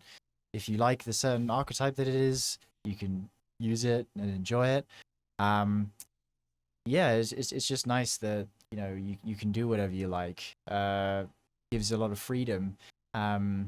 And even Kepler, like like I don't know if it's kind of related, but like having Kepler on the director is so nice because like even though it's not a traditional patrol, and it really is just like one of these is not like the other sort of situation where if you look at the picture of the director with all these other planets that do things, but like if you go on Kepler, it's not really the same. But it is nice to just be able to click it and go on it. Like you have that freedom that the game gives you now, and I think they have updated Kepler stuff as well to drop at level. I even found myself going there just to grab like random footage of a gun or something for a video because like I just can do that now, or at least it's more enjoyable than it was before. So yeah, the distortions breathing life into patrol, that's amazing. It's very cool. Like, have you ever been at a distorted destination when it ends? Have you seen the animation of the the portal closing? It's very cool. Yeah. Like the sound effects it makes. Yeah. No, it's cool. What else? There's something I wanted to say with regards to what Toad was saying about how, like, if they had carried on, there would be they would be a renewed focus on patrols. And I think with old Chicago that we were supposed to get in Shattered Cycle, I think that destination was 100% going to be a traditional patrol space. It would be like multiplayer, there would be actual patrols, lost sectors, maybe even strikes if they were feeling a bit daring. It would be everything like that you normally expect. It's too much. Yeah. No Civ to be found here. But I think old Chicago would have been far more traditional than Kepler, or obviously that we didn't have anything in the Lawless Frontier, but I think that's the direction they were going anyway, or at least it seemed like it. But yeah, the whole game playable is great. It almost feels like it's gotten to a point as well where now that the game is existing in perpetuity, people are taking it less seriously. At least in the couple Crucible games I've played, going out into the wild, running strikes or whatever with or Onslaught, like you just kind of see more wacky stuff, or people clearly trying out new weapons that they would not have normally used. And I think that's really cool. Like even going back to the class item thing we were talking about with Prismatic, like of course the game has ebbed and flowed and changed so much since Final Shape on a technical level, but I also feel like on some level maybe people are just kind of bored of running only Prismatic for everything, and maybe people are starting to miss, like I'm an Arc Titan, I like rocking Arc, and it is kind of refreshing when you get off of Prismatic and you realize there's so much synergy to be had with pure Arc everything. You remember that that's good because they've now made it good. But it's been fun to see people like really just experiment and find wacky ways to abuse, whether it's the artifacts or the new aspects and whatnot. It's felt very alive, I think, in a way that the sandbox hasn't really before. For a game being dead it's never felt more alive. Mhm. Like Yes. it's in the weirdest thing. So Yeah. soon here on the podcast, I'm going to actually have on a gentleman by the name of Rogue Gold and one of my friends Orion. They're in the Division world. And so I've done a podcast with RG before. Orion and I did a lot of Destiny Rising podcasting back in the day together. And we're going to get together and discuss this conversation of like, that was a game that had like no pulse left, right? Like they literally like let go of the entire team basically. The and had Division, just you're like talking skeleton. Yeah, the Division. And RG is like, he's one of the biggest Division creators in the entire world. And he stayed consistent. And Llama, I was talking to him the other day. I said, honestly, you guys are very similar in the fact that like the way that like when Destiny has ebbed and flowed and done all this stuff, you've just been like, you know what, I'm just passionate about Destiny, right? And it goes back to our conversation we had off the top with you being nearing the 100K mark and then blowing past it. Now, you know, rounding the corner again, another 10%. It's crazy to see that. And I guess I wanted to kind of finish today and talk like, I mean, things are going so well right now. Like, what are the vibes at Llama Corp back, you know, behind the scenes and, and like, you know, how are you feeling about the content of it all and thoughts for the future continuing on? It's like I'm kind of taking it day by day, really, because it's hard to sort of form a concrete plan about where I want to take my life or my career, I suppose. What do you mean? Because just think about it. It's easy. Just throw it on a spreadsheet and it just works. Yeah. But I mean, I'd love for that situation to happen, right? Division 2 has had quite a resurgence over the years since they. I mean, I don't even know if they announced that it was ending. Didn't they just like stop updating it just out of the blue? Yeah, they just didn't say anything. I think I had heard someone comparing Division to Destiny. They said like, and I'm nowhere near the Division crowd, so I could be totally wrong, but they announced that an update would be its final update, and then like Sax was kind of saying it continued to just kind of thrive, and then they started bringing things back a little bit. Because I mean, you might know more, Sax. Like, what actually was the situation with Division like? Like, did they have layoffs as well after this last update? Honestly, that's a really good question. So they're under Ubisoft, right? So Massive is the studio name. Like Massive is under Ubisoft's umbrella. They actually shifted a lot of the team over for Star Wars Outlaws, I believe. So that game was fully released. I believe it was last calendar year. And so at that time, they had these resources they could reallocate or they could lay off and do that thing. So I'm sure they've had reduction of force in some capacity, but I do believe that they shifted some people back, kept some core people on. And I think it's one of those things where it's interesting, right? Because it's an IP-based game, right? Like it's Tom Clancy's The Division. It's not like The Division. It's not that Destiny, you know, if there are Destiny books or TV or any movies, things that come off of that's spawned off of the game. It's like, no, this is a game from Tom Clancy's world with all this stuff. So I have to wonder if there's any level to, I mean, they're so intertwined with that universe anyways. Like, I don't think they would lose rights to it and stuff, but I think it does behoove them to keep that kind of stuff alive. And that's the kind of stuff I do want to figure out when I talk with, you know, RG soon and figure out like what that looks like. But I do think that it was slightly different. It would be if they had shifted all the people from Destiny to whatever the next Sony live service thing was going to be, or they said, hey, or something. Hey, we're going to shift this, get this out the gate.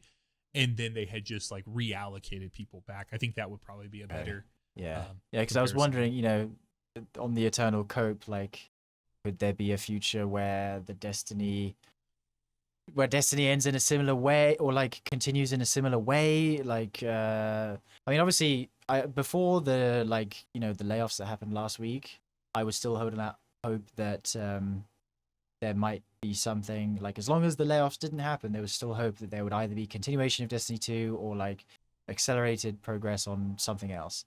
But as soon as they happened, it's kind of like, you know, crush the dreams of like where the franchise can actually go.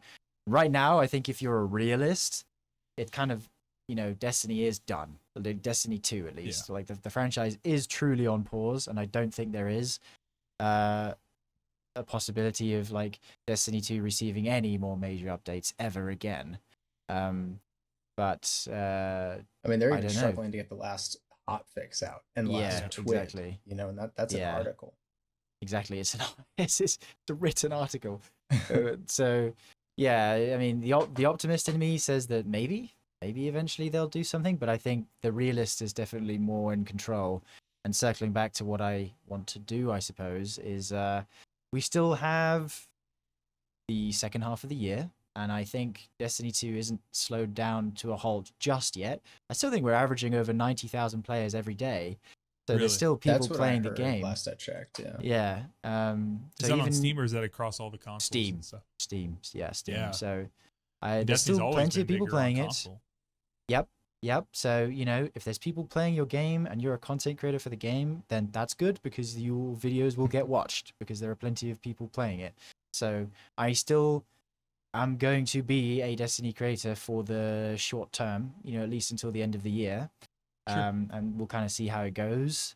I have video projects that I want to make, you know, creative ones.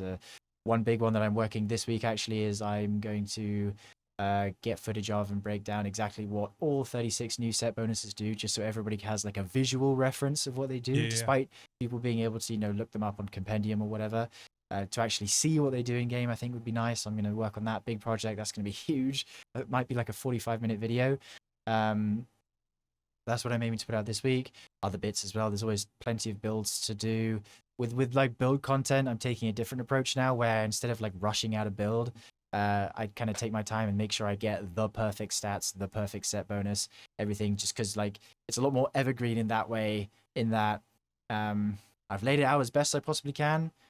So anybody watching like 2 years time can go and make sure they tick off all those boxes, and like it's not rushed from me. And the thing I don't like the most about build videos is that if I make one and somebody leaves a comment being like, oh, you could have used this weapon or equipped this, told me about this synergy, being like, oh, I forgot about that, how could I not, you know? So I'm trying to make sure that doesn't happen with this, with like build videos that I make. And then I've actually really enjoyed making like guides and tutorials, like how to farm the Renegade's weapons, kind of taking a page out of your book, Sax, just being like how to farm XYZ weapon, what's the god roll for this? Because I love the Black Armory. I love that, man. That was fun to make because it's just like those are permanent pieces of content. So I think maybe my focus is more on those things now, or at least like putting a permanent spin on the usual temporary content that I make. Finding a way to do that at least. And the stream, I'll continue the stream, of course, because there's still so many things I need to do. I literally sat down the other day and made a document called like things that I want to do in Destiny 2, and I wrote like 2 pages worth. So there's like still so much stuff that I can do on there. So that's exciting. I was talking, maybe I was talking to my wife. I said, you know, I had the opportunity recently. I had reached out to them long before any announcement, and I just so happened to have both Datto and Bife reach back out to me like bang, like days apart in like, hey, sorry, timing works out now. And it could not, like, the universe was like, oh, we're going to announce that like the thing they've done for over a decade is coming to an end right now, and it's going to make for like the most like incredible. I reached back out to him and I reached back out to him and I was like, hey, situation has changed. You do not have to do this if you don't want to. No, we're fine. Like, let's do it. And I'm so thankful they did. But I was thinking through that, right? Like I was thinking with them, I was like, these are the guys who have been there and they've seen all these things. They've been there, but and this is not to take away from anyone's content, but like the content that, you know, you guys make very different content, right? But like Llama, you've been so consistent in having that. I'm like, you know, it feels like the guard has shifted. Mactix has been killing. His builds always kill. So like he's doing incredible. But like, dude, you're killing it right now. So I think it's awesome. I think it's a testament to not just to like what you're doing, but like to anyone who's like, hey, if you're truly passionate about something, in sticking with it, even when people might tell you, hey, that's kind of a dumb idea, or hey, that doesn't look good, or hey, you need to start hedging your bets. I'm not going to say it's always going to work out, but I'm really happy. It makes you feel good sometimes when things do. they do work out. And so I've been really happy for you. And then Toad, like, I appreciate that. Where, you know, you were able to close out. I saw you made the movie form of Redacted, you know, bringing everything together and stuff. Like, what is content looking like for you? You know, we're getting the classic, the 12 hours in and all this stuff. But where are you sitting with content right now? Yeah, well, first of all, hilarious timing was like you told me you were doing the Datto and Bife interview, and then maybe a day or two later, Destiny was announced to be ending. And like after I processed the feelings, I went on my Discord and I saw you in my recent messages feed, and I was like, oh my God, he was about to interview those guys. Which, funny enough, you had messaged me. You were like, do you have any questions to ask him? And I meant to get back to you on that. I was going to ask Datto, I'll have to ask him at GCX, what the most annoying exotic was to cut out as a PNG for a thumbnail. I love that. Because he made like a tier list once, and I don't think he updated it. And there have been some real, like Euphony, I can only imagine was horrible. But yeah. But no, yeah, as far as like content on the channel is concerned, like I don't want to say too much because like I do kind of have an announcement planned soonish for that. But you know, I have ideas. They're very Destiny related because of course, you know, there's kind of, I don't want to say there's two routes you can go with this whole thing, but there kind of is. There's like stick with it until you literally can't anymore, or try and get ahead of it. And, you know, even though there are still people watching, try to do other stuff. And I guess to put it plainly, like I feel such a strong pull towards Destiny that I don't really want to make content on anything else. I'm the exact same way. It's like, I don't know. I mean, look, I'm a massive Halo fan. Halo 1 is getting remade in a couple weeks. And as far as content is concerned, I couldn't really care less. I'm like, there's just not, I mean, sure, there's a rumored Halo MMO in development. Like that sounds cool. But I don't know, man. It's just things don't capture you like Destiny. And especially after, you know, Redacted, the full season 1 is doing so well. And the reception has been so good. But again, can't say much, but future is likely going to be animated on my end is, you know, something I'm very, very excited about. So yeah, definitely sticking around the Destiny community for as long as I can. I mean, like, as long as I could pay rent, I'll be here. At the moment I cannot pay rent anymore, then bye, but I guess. But like until then, it's still fun. It's not a drag, you know. The community is still fun. I still like showing up, and I think that probably, you know, as Llama was just saying, it sounds like that kind of goes for all of us. And the game, like we've been saying, is in a weird way never felt more alive. So even if I'm not necessarily playing the game every day, to be quite honest, I haven't played the game every day since I was like 12. So it's not changing too much. But yeah, I'm gonna be around. Some very unique kind of content coming, I think, that people will be very happy with. Like on the cusp of an announcement that I really wish I could tell you guys about because it's very, very cool. Fine, man. I think keep it. I think a certain portion of the Destiny community, a certain demographic, is going to be very, very happy with something coming. But anyway, yeah, that's all I'll say. Just sticking around Destiny. I'm gonna pretend like nothing's wrong until something's wrong. Basically, is my mentality going forward. You guys want to? We can just be the violinist, or like, you know, like the quartet on the Titanic. Have you seen that? Where it's just going down, they just continue playing down like with as the it's going. ship. But the thing is, it's just not gonna end. It's not ending up at the bottom of the ocean. It's just like sailing into the sunset forever. So like, if you don't get off the ship, it's like we're gonna have plenty of opportunities where we could go ashore, right? Like it's gonna continue to pass these docks as it's going.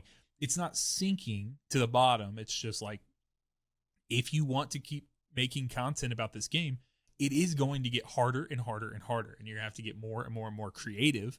And that's one conversation that, you know, I think that people like content creators for The Division or other, you know, games that have been out for longer. You just, you know, you find ways to do that and stuff. And yeah, it'll be very interesting. I think for me in my content, everything changed in March when our baby got here, and everything shifted. Like, even you guys probably even felt it, like just trying to plan this podcast. It's like, I told Llama like weeks ago I wanted to do this, but I don't know, you know, before that would have been like, hey, let's do this in a couple of days. Like, we're good, done, it's out. Like, we'd already have it live on the channel, but that's just not my world anymore. That's not what I live in. But the majority of the week I'm watching her all day. And then when I had Above on the podcast, you know, he had his baby 9 months before ours was born.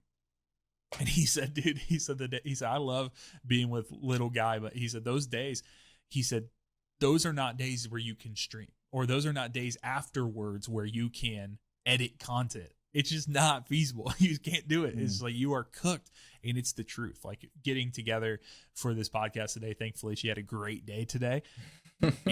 But then I had family come over and stuff, and I still like had to shower right before so I could just like get myself in the right headspace. You know what I mean? Like kind of like just. I knew just something like, was up when you didn't send me show notes. I was like, oh yeah, he's like a dad now. Well, like he's got stuff to do. The fun fact is I was typing them with my right hand today at the kitchen table, and I'm bouncing her in her little bouncy seat, and she's sitting there, you know. She figured out that she has hands now, so like all babies do at whatever time, and then like a self-soothing is like they just start sucking on their fingers and stuff. So I'm having to consistently like pull her hand back so she doesn't gag herself because she can't realize it. It's just like it's so funny. She's so cute, and she's just like this little bundle of joy. And we're an hour 45 into the podcast, so if you're still watching, I'm going to show a picture of my child here because I usually don't, but like she's so freaking cute, and I love her so much, and everything has changed with that. And I'm so passionate, but like I'm only that passionate to make like guide content and stuff about Destiny, but I find myself actually being pulled away from like in the amount of time that I have to play video games. I have missed so many video games for Destiny, right? Like it just like it had to take a game like Breath of the Wild or Elden Ring to really pull me away, where I would invest significant amount of time. So like there are things I want to do on this very channel that have absolutely nothing to do with Destiny and would allow me to kind of, you know, explore the broader gaming space, explore things with the industry, things of that sort. So like I may, you know, we just crossed 22K on my main channel. Like that stuff has been very, I don't want to say easy, but like, it felt like training like Goku for the first 14 months of creating content. Yeah. It's like you're training with weights in the deep end. I'm treading water. Like starting right before the edge of fate was like the worst time possible to start like making content about this game. And now turning the corner and posting like videos and then just seeing like every green arrow pointing up, you know, everything shooting, you know, every green arrow, going and stuff. The other thing, it's weird too, because like I feel like Destiny, and I'm sure you guys can relate to this, when you build your foundation on a game, so obviously doing YouTube is a very different job than really any other job I think that you can have outside. I mean, I lump YouTube and streaming like together. Is what really hit me was once I started making videos again on Monument to Triumph, because I tend to just kind of take a break between expansions, like there's just not much to do. But once I really started making videos, it hit me. I was like, oh my God, this is my safe space. This feels comfortable. And if I stop, it's about to feel really uncomfortable. You know, the idea of having to think about a Halo video. No, that's too weird. That's too weird. Like this feels right. And having that get kind of pulled out from under you when they did the whole announcement sucks, and maybe it's the cope just being like, I'm just gonna not leave. I'm just gonna stay here. This feels right. Yeah. I've just I've been going back and forth having the conversation, like, do I just let this, like, do I at some point just put the stamp on and just change the name of the channel to like Sax Plays Destiny and just like let this live in perpetuity of just like a Destiny repository for whatever I've been able to make, right? And then just if I want to make a Destiny video or whatever, like it can go there, but then like you know, there's obviously nerve-wracking pieces to that where you're like, okay, well, you've built this audience base, and if you're reaching out and talking to brands or anything, they see that amount, you know, the amount of viewership, or they see the subscribers and all that stuff. I don't know, there's all sorts of considerations, things floating around my head. But as life has changed so dramatically for me, I just have so much less time to dedicate to it. So I find that I feel like it's just this, like, obviously time is already like the most finite resource that we have, right? Like it's going to run out at some point. And so trying to allocate it in the best way possible. I'm feeling that weight right now, but it doesn't feel like a dread. It feels like opportunity there, right? Like I'm at the fork in the road, just got to make a decision. And I'm not sure that there's I don't know, like maybe we could get down 10 years from now and see that there was a clear right answer and like what I should or shouldn't have done. But it, you know, hopefully I feel good about it. You know, like obviously I think you have a kid. You're at a very different point in your life than me or Llama are. I I don't know exactly how old Llama is, but I think we're about the same age. 25. Oh yeah, I'm 23. So Okay. like the way I see it is with this job and with everything, with this ecosystem and community we've built, it's like when you're how do I say this in a way that doesn't sound weird?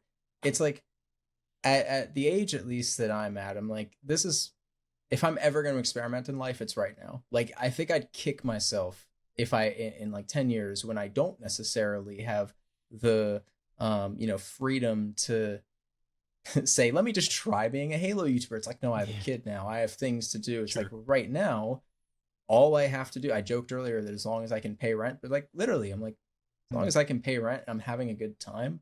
Why not experiment? It's like, sure, maybe like you just said, we'll look back in 10 years and go, oh man, I should have jumped on GTA 6 with everyone else. But like, I don't know. I don't know. It's just, you got to kind of live in the moment sometimes, be like, fuck it. We're just going to do this and see how long it lasts and enjoy it, hopefully. No, I'm glad you brought that up because I was literally like, I'm sure we've all had this mental discussion recently where it's like, oh, where could I go? There's games like The Division. There's, close things like Halo. And every time that I come up with a new game, I'm like, it's not Destiny. Oh, I don't think I'm as passionate.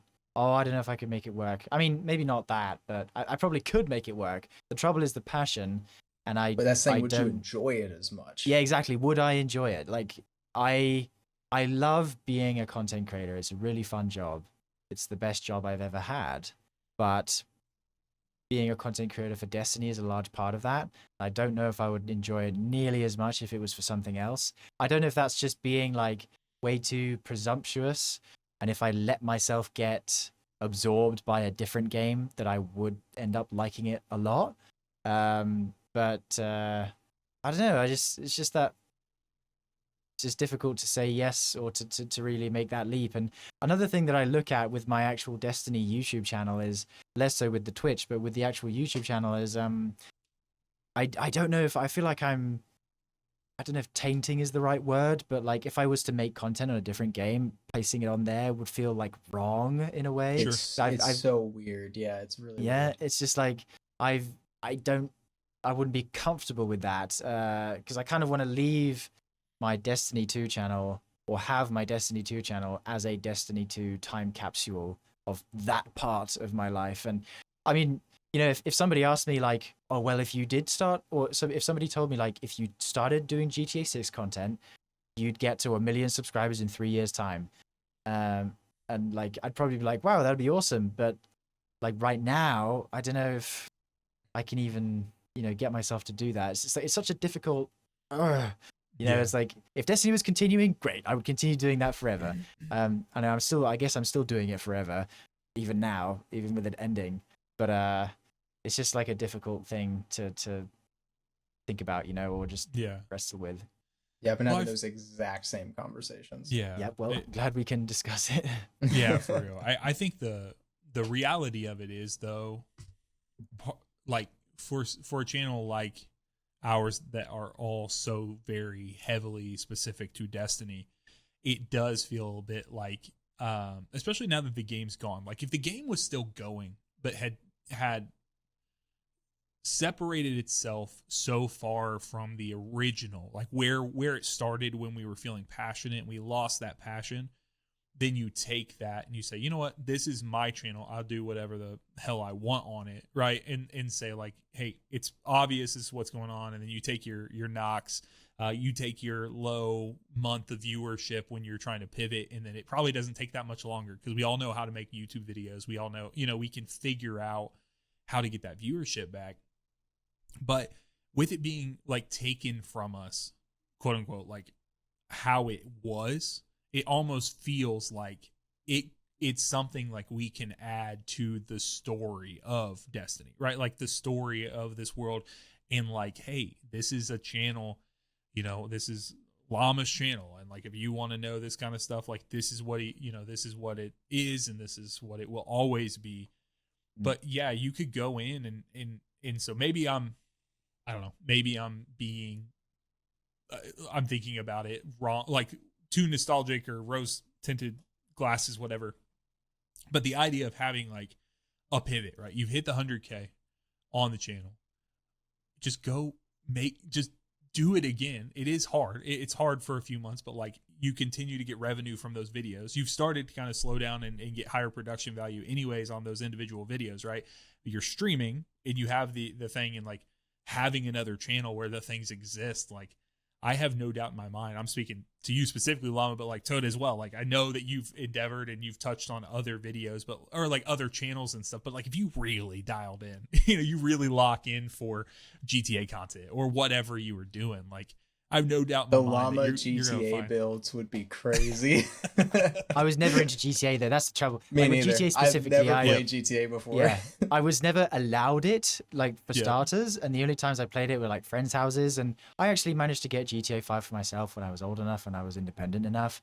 And I played it for like 10 hours, and I was like, I'm bored as hell. I'm not into this. But So Llama, I've GTA 5 didn't have the jiggle physics that GTA 6 Right, would. right. So Oh, I thought- right. I Yeah, thought- no. I thought that might interest. No, I'm just kidding. Yeah, I'm got saying me. that because I know it's going to be like the biggest media explosion Absolutely. that has ever happened in the world. So like every gamer should probably like, because those worlds are so huge, like you can touch on so many different pieces of it. So if there's something that doesn't entice you, you can get there. And on launch, it's just going to be a campaign, right? Like they're not even having GTA Online at launch. So really? getting an idea of like what the world's going to be like, it may be worth getting in and just playing through it as like a story campaign towards the end of the year, right? Like in November or something, just feeling that out, see how your audience feels about it. If you find anyone new and stuff. Would you do that on a My second bold- channel? Like, I was just like genuine question to the both of you. Do you think if I was to try another game, should I do it on a second channel or should I do it on my current one? Because I know you have a second channel, Toad, and obviously so do you, Sax. So this one. Yeah, So- I have a second one that I just very, very infrequently post to, just like whenever I really feel like it.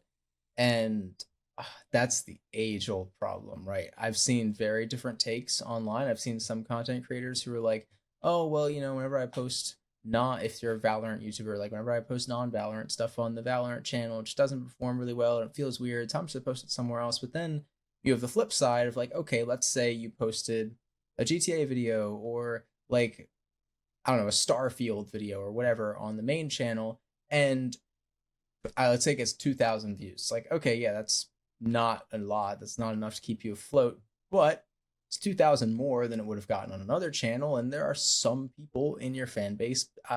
This goes for all of us. Like, definitely not the majority that would watch you play something else, but there is a section that would watch you play something else. I mean, I've experimented. I've put a couple Pokemon videos on the channel that I was impressed they even cracked 10,000 views. Like Sure. that impressed me a lot.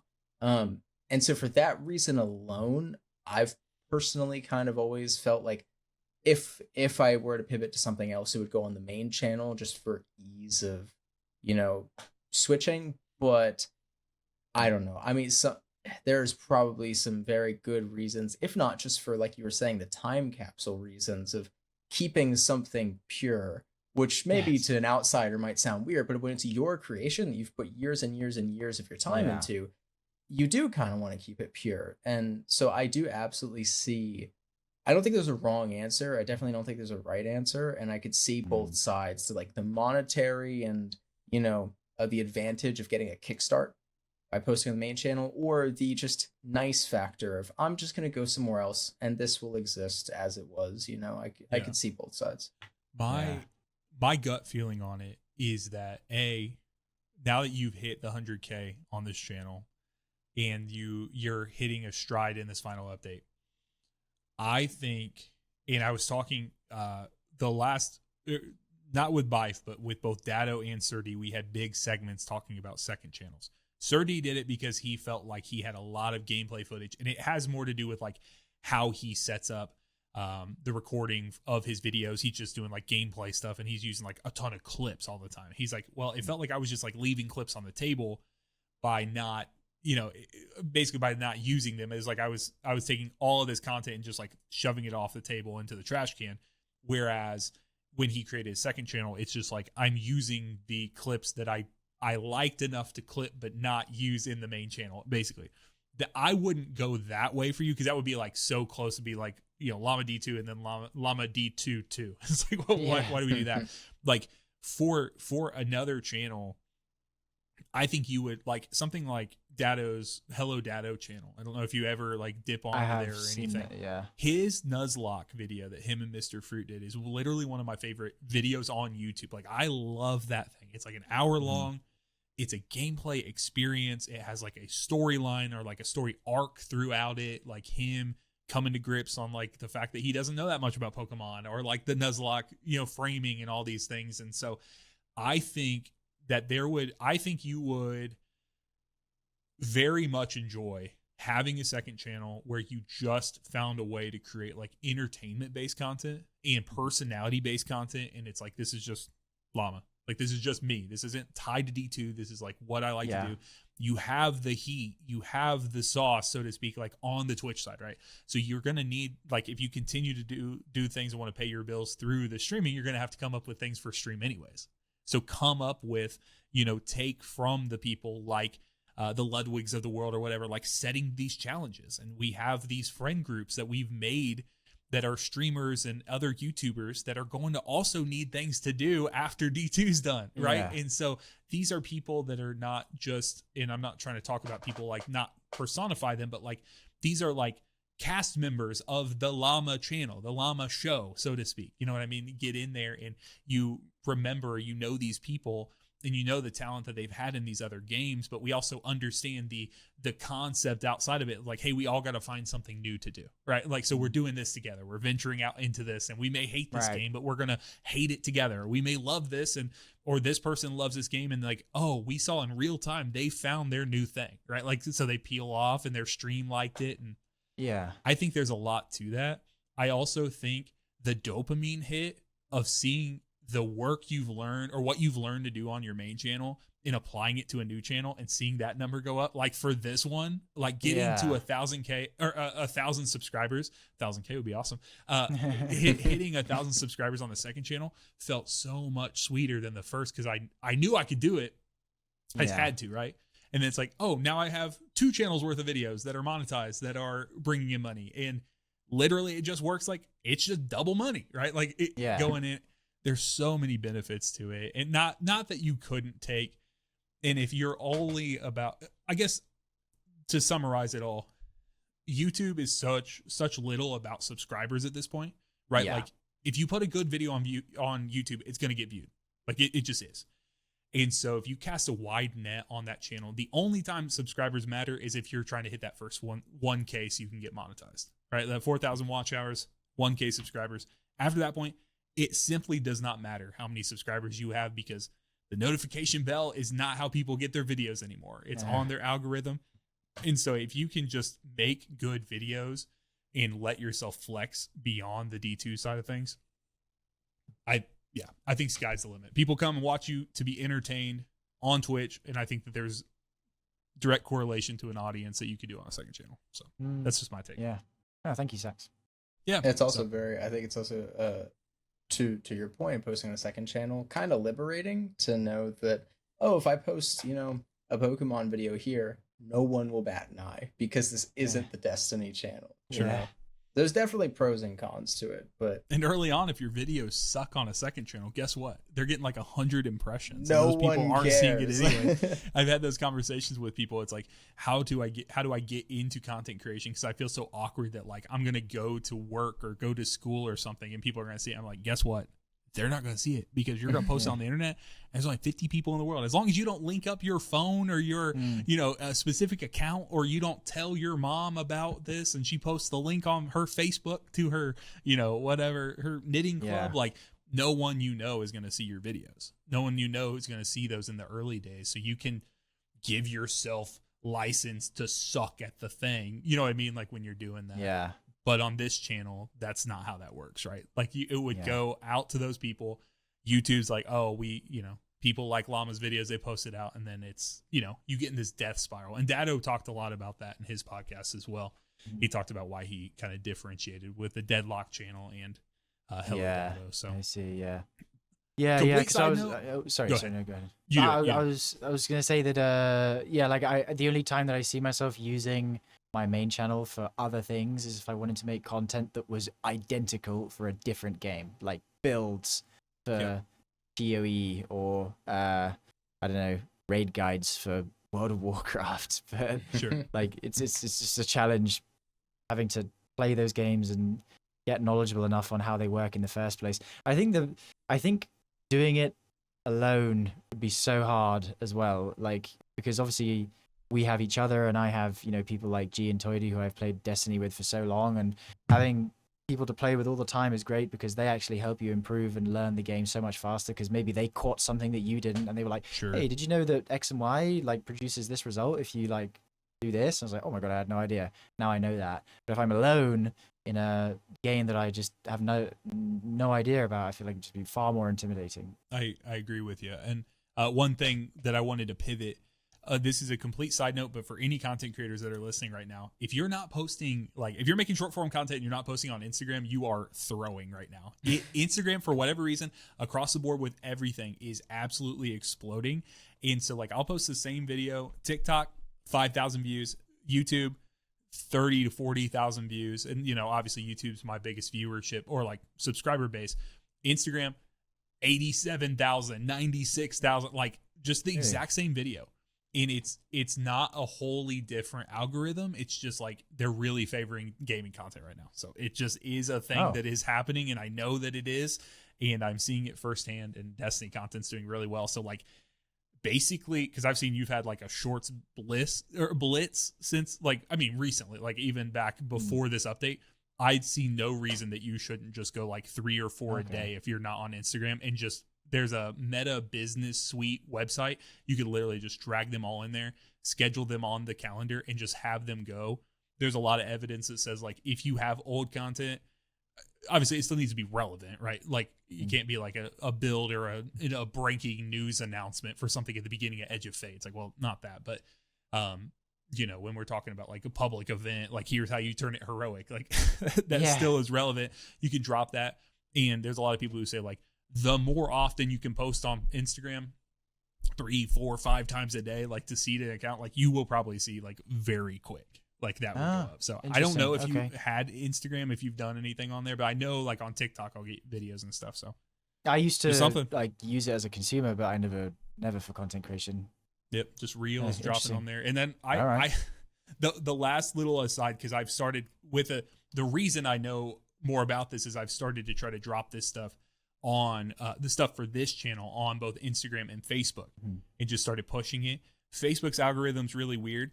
The one thing I like about Facebook that no other platform has is there's a way you can go to your channel and you say like, I want to invite people to like my page. And this is something that Facebook has always happened. Like if you like created a group 20 years ago, you could just share it right with friends. They added a feature where you can invite people who have interacted with it, like your post. So if you post a reel, someone likes it, someone shares it, someone comments on it. It doesn't discriminate. It doesn't make you go through and individually select. It just says like, I'll post something. It'll get 60,000 views on Facebook. I don't really do anything for it, but then I go to that page a couple of times a week and I just say like, it says invite 100 plus people who have interacted with your post to like your page. And it's just like, I'll send it out. And even if like 10 of them do, right? Like that's more subscribers. And you can't do that on YouTube. You can't do that on Instagram. You can't do it on TikTok. Like you can't push notification to people asking them to subscribe, but like you can there. So it's interesting, man. There's monetization options out there all over the place. We're making this content. Like as we're continuing to the future, like I'm just thinking through this a ton. Like I have to get smarter about like how I'm going to do this if I'm going to continue. And so that's where that comes from. So, well guys, it has been more than 2 hours. I appreciate you guys. Llama, I know it's late for you as well. So that's all right. It's fine. Any last little thoughts on anything we've talked about tonight? I don't know. I just want to say like, we have done a lot of these talks, and I just really appreciate it, Sax. Like honestly, like shout out to you for putting these all together.